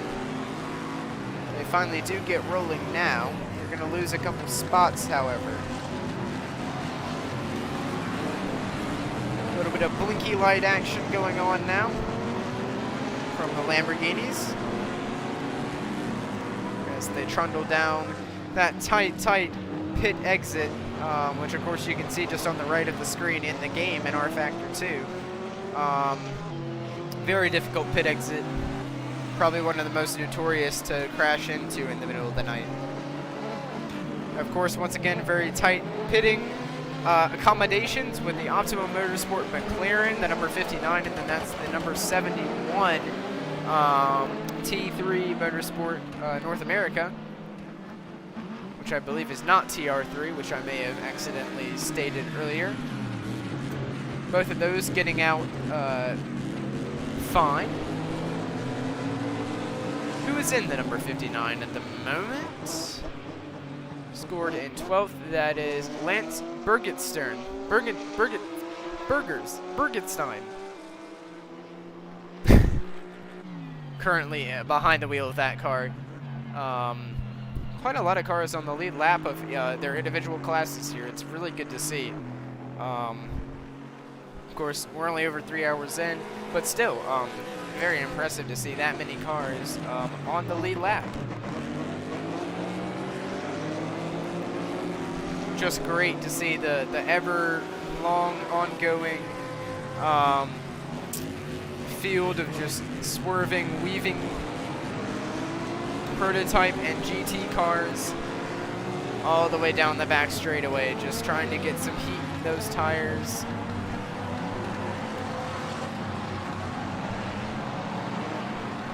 And there's a chance we're going back racing here, but I believe we would still have one more lap before we resume to green flag operations.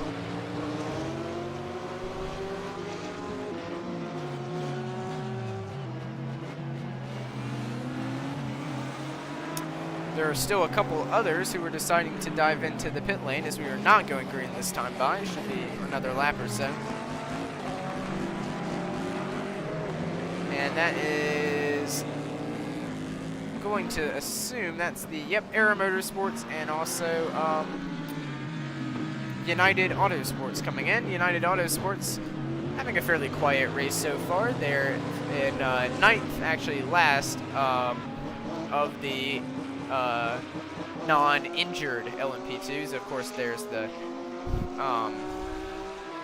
Aero Motorsport that is in 10th out of 10, well down the field, 11 laps behind leader, 8 laps behind class leader.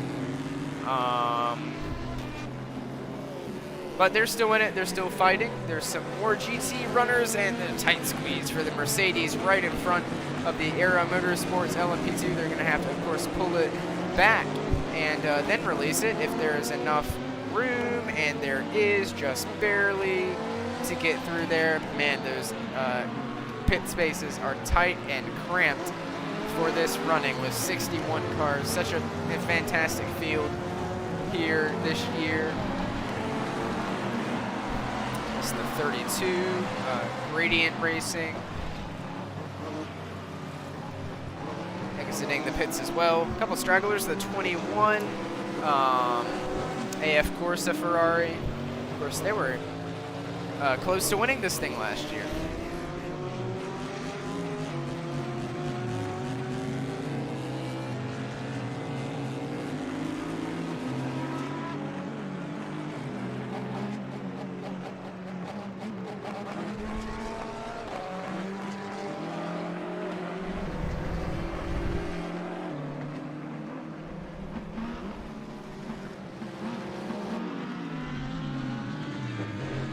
So a restart will be coming soon.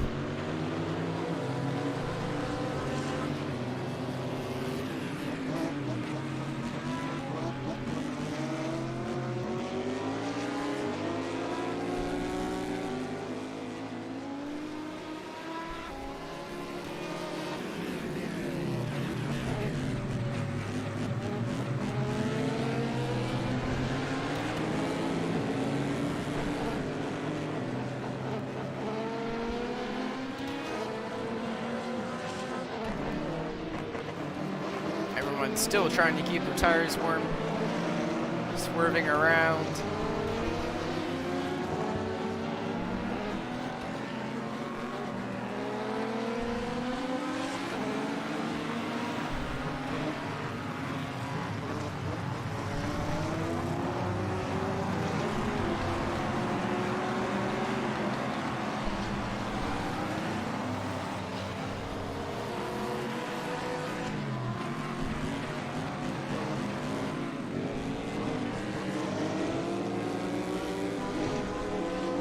So is it green this time by, or do we have another lap?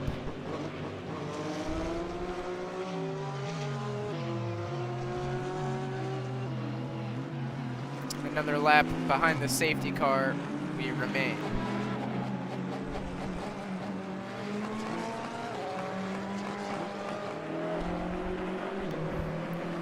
So is Ben Keating out of the number 5 Cadillac? No, he remains in the Cadillac, trying to get all his hours in right now, I would assume. Would be his goal, probably filling a triple stint. So, way to go for Ben Keating.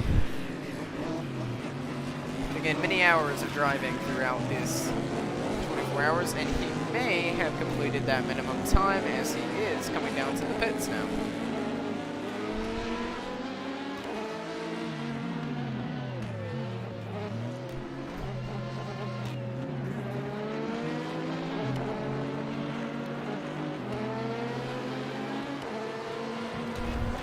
See if he's getting out of the car or if he remains in the JDC Motorsports gray, gold, and white Mustang sampling. Oh, there's a bit of a stack up in the under yellow at turn 1, and there's a traffic jam. I believe that was started by the by Mikkel Jensen in the 52. PR1 Matheson Motorsports car.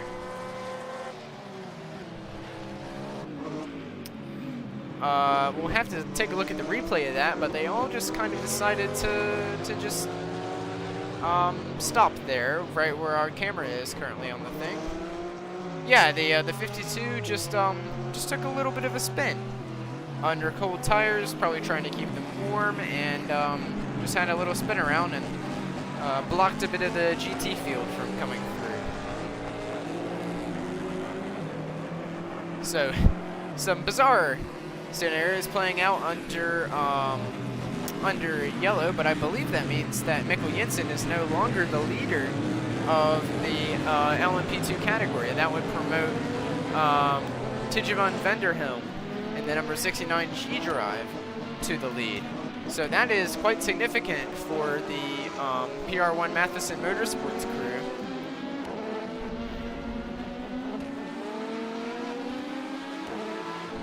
Of course, they have a very quick driver in the car in the form of Mikkel Jensen, so I'm sure that they'll be able to still be competitive throughout the rest of this race. It's only a small ways up to the prototypes up ahead of him.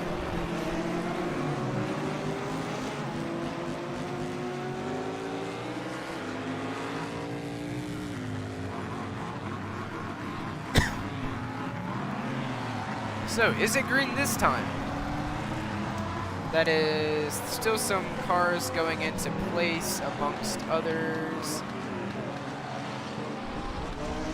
The Ally Cadillac fitting in behind the rest of the DPIs. Of course, driven by Mike Rockenfeller currently. So we should have another lap under yellow. And actually, Mike Rockenfeller is getting in the pits. Will he hand it over to Jimmy Johnson? I don't see a suited driver. Are they checking something? Is there a problem with the 48 Cadillac? Nope, they just needed a splash of fuel. I'm not sure why. Maybe they were running very, very low, running around there under safety car. And a couple others are running in and getting splashed as well. Of course, that's the PR1 Matheson, probably making sure there's nothing wrong with the car. So really bizarre there for Mike Rockenfeller, just having to dip down the pit lane and take another splash of fuel.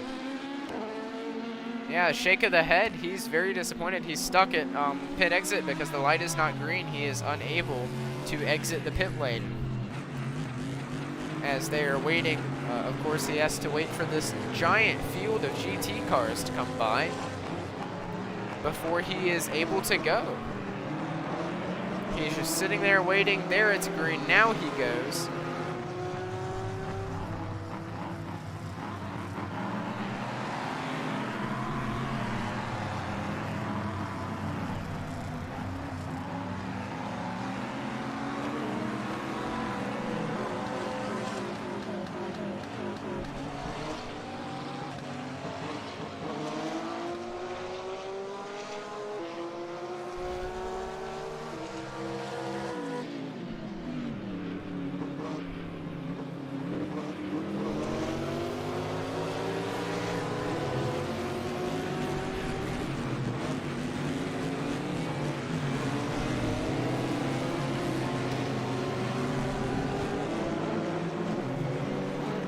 still just trundling around under yellow for the current moment.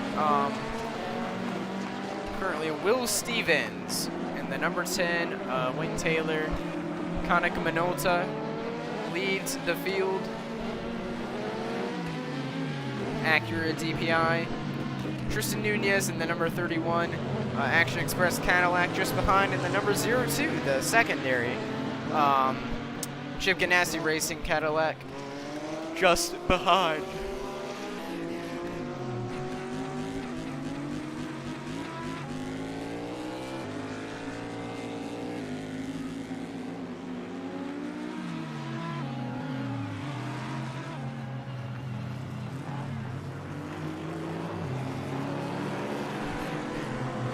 Looks like we're getting a little visual of maybe some of the damage that may be on the Ally Cadillac, that rear wing. It looks like they may have replaced from the little bit of contact that was made out there with another DPI. Which one was it? I think it was the 01, Chip Ganassi, Sebastian Bourdais, that's who it was.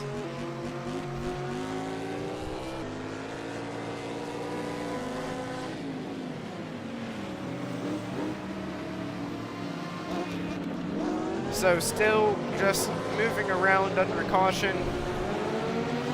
Fairly extensive yellow, probably some barrier repair going on at the moment.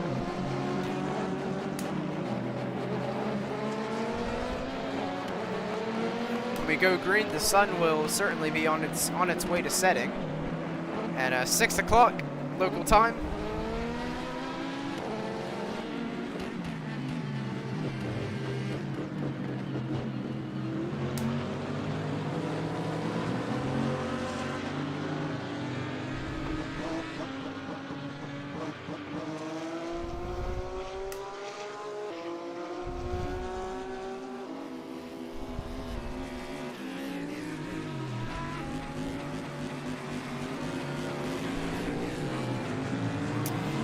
Give ourselves a weather check from chilly Daytona.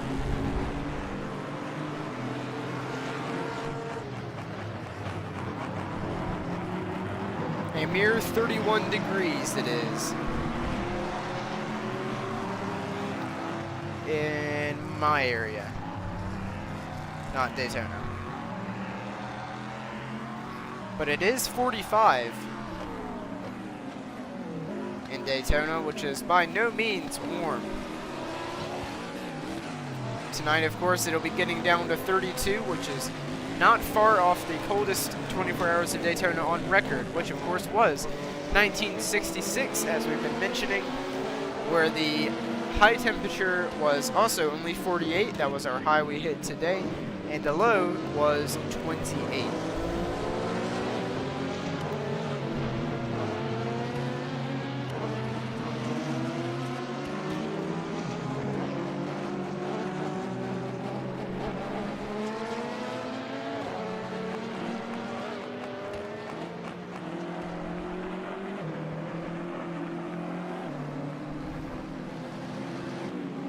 So the field stacking up. It looks like we may get some green running here soon.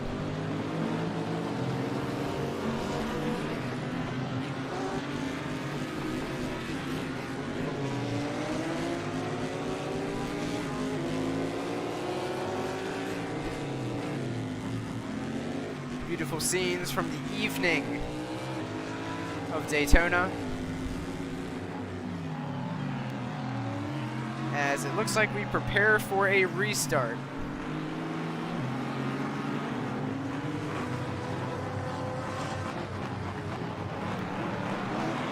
Unfortunately, that is not the case though, as we will continue to wait for hopefully some green running very, very shortly.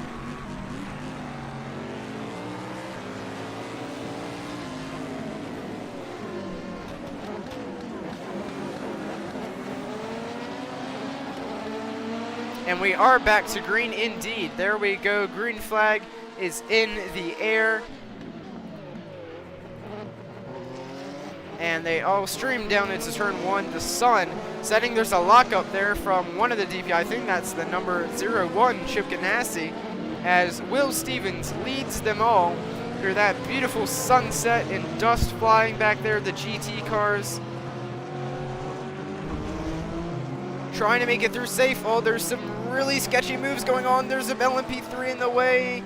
That is, we have cut away there. That's the number 60 of Castro Neves has gotten around the 31. So definitely some major changes as far as positions there. And we just saw just how incredible that field of GT cars looks as they all go through the International Horseshoe, now into the second horseshoe after the prototypes.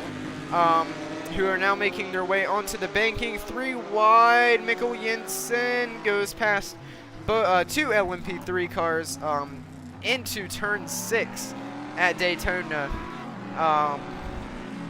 So what a move there. There's DPIs meanwhile, which are getting away. Still trying to get their tires warped.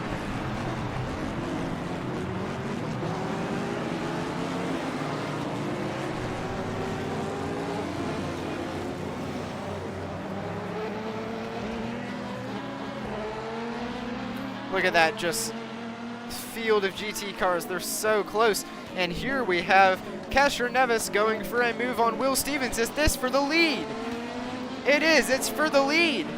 Oh, and we have 2 cars in the grass. That's the Team TGM Porsche and then the ill-fated Shuttler Racing. But that is a lead change. Castro Neves has taken the 60 Acura DPI to the lead of this race.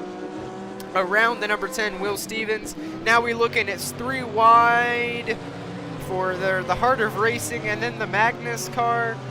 There's 3 Aston Martins there and the Porsche of the 79 WeatherTech Racing.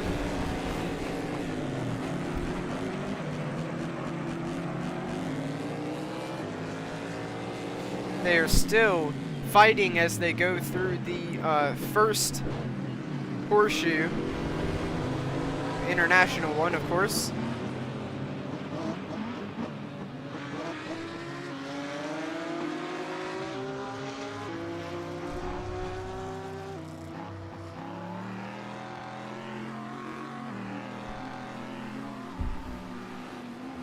Just so great seeing so many cars there.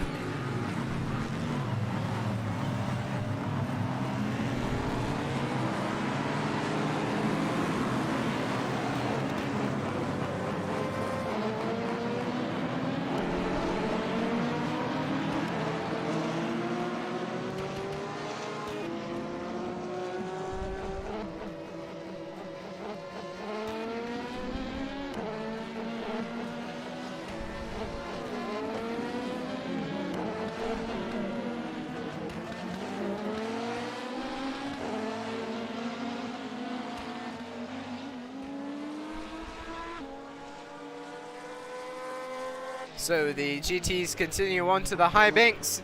This is the number 79 WeatherTech Porsche. Ooh, really kind of rubbing fenders with the 96 Turner BMW. There's some really aggressive interclass attitudes there between both of them.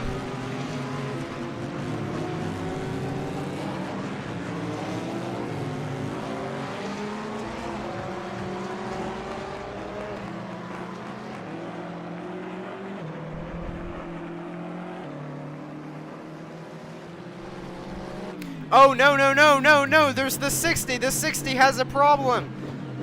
That's a flat tire, I think, for the 60. Meyershank Racing Acura DPI.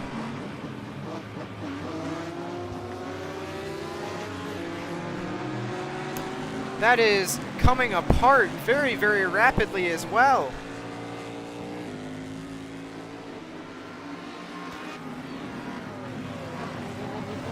Oh man, just as it was going so well for Helio Castroneves. He's fortunately keeping it on the back straightaway. He's slowly moving along, but that tire is deflating at a very bad rate. something also underneath the car that appears to be dragging as well. And he is right in, oh, the BMW tries to go around. Ooh, very, very bad spot to be right there as he tried to go through. He had to go through the bus stop. Because there were cars behind, he couldn't just stay going. And that was very, very close for many GT cars there.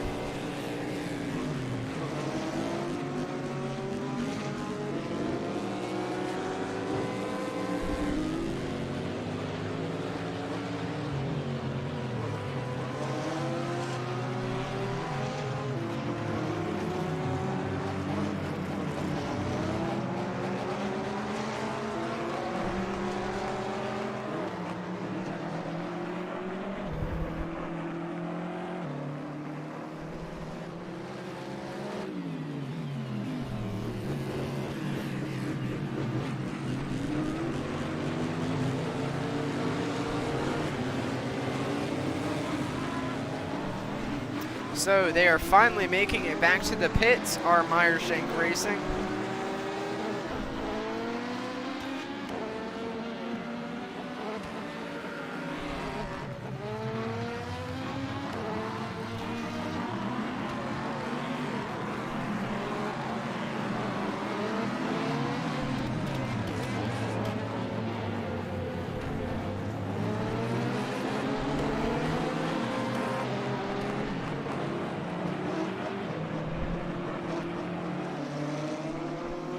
Oh no, that is a massive crash for the number 23 GTD Pro Heart of Racing car into the wall there.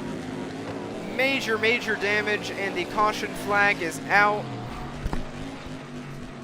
Alex Riberas behind the wheel has gotten into the wall. It looks on the at turn 6 on the exit.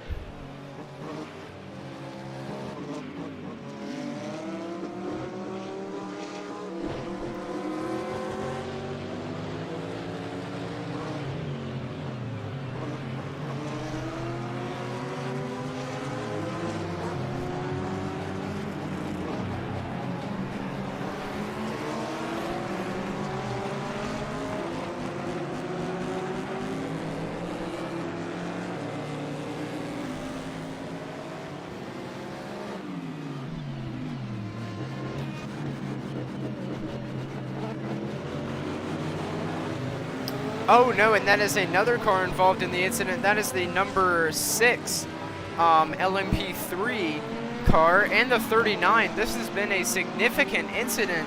Is there oil on the track? And the 75 Sun Energy has also crashed into the wall. This is significant. This has taken out many front runners. The 75 was being driven by, let's see, who is the driver there? We're trying to take a look. LMP3 there. This has been Kenny Habul was aboard the Mercedes. So this has obviously been a very significant incident at one part of the track. At the exit of turn 6, from the looks of things. LMP3 driver getting out. Unfortunately, that number 6's day is done. That is Ayrton Ori in the number 6 Duquesne. That is Muciner Motorsports America. It'll be interesting to see just what happened here. So, right into the sun, very hard to see. Oh, just a pile up. Oh, wow, the 97 WeatherTech Mercedes was incredibly lucky to miss that. My goodness. Staring into the sun and just a heavy whack on the wall. The 3 GTDs got together, and then the rear end of the 23 got clipped as well, I would assume, by the LMP3. It's a struggle to figure out how Kenny Habul was involved in all of that. But certainly that is a significant incident for several contenders in LMP3 and in GTD Pro and regular GTD as well. So that is very surprising. Well, not surprising, I guess we could say, because certainly we knew there was going to be many difficulties with the traffic, but a very quick end to several races as they try to figure out how they're going to get all this cleaned up and still keep the track clear for the rest of the field. It's difficult to see what happened due to the dirty windshield on the 97, but it appears that maybe the numbers, is it the 70, the Inception Racing McLaren, I see, okay, and then the LMP3 just clips the 23 Heart of Racing Aston Martin. I think Kenny Habul was involved in the original incident there.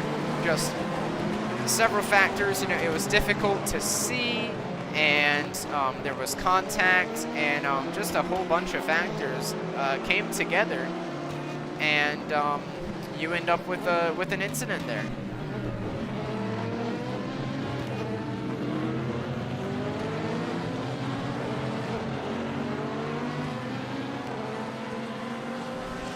And the rest of the field, it is going to be a struggle to figure out how to be routed around this. They're going to have to thread the needle through all of the vehicles around. So as we're under caution again, we'll take this opportunity to take a short break, and we will continue to show you some videos from the Motors to Coasters YouTube channel. If you feel like subscribing, please do not refrain from doing so. And thank you so much for checking out this broadcast. Here is more from IMSA Michelin GT Challenge at VIR 2021.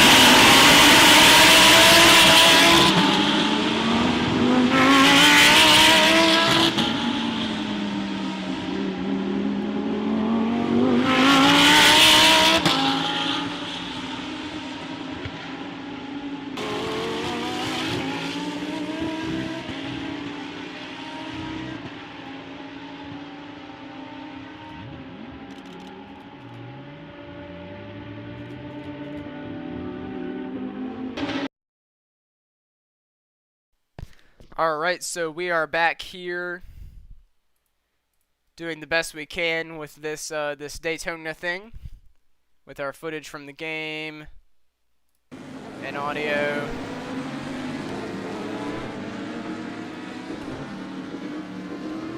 We do have a few concurrent viewers here. Actually, a few of you are piling in now, so that's interesting. Good to see a few of you coming back in.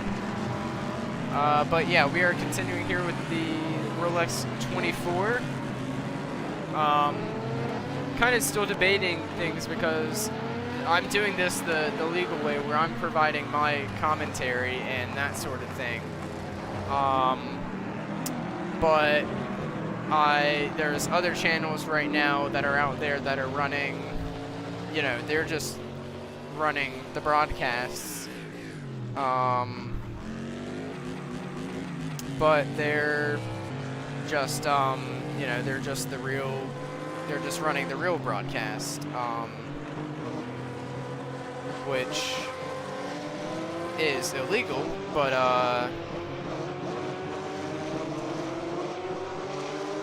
yeah, there's unfortunately not a lot I can do about that.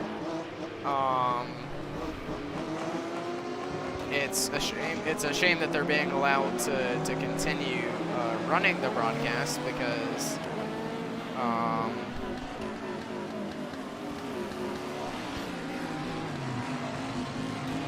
it is entirely illegal, but I guess it is what it is, and if they're going to allow them to run that, that's fine.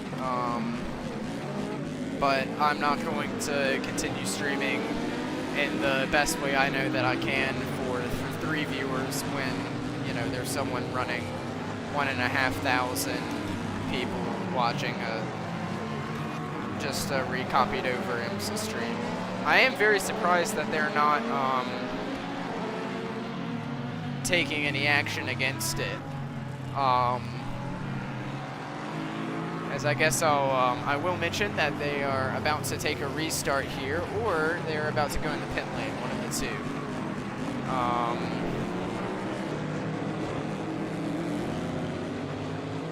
I believe that would be a restart because they are going back green, and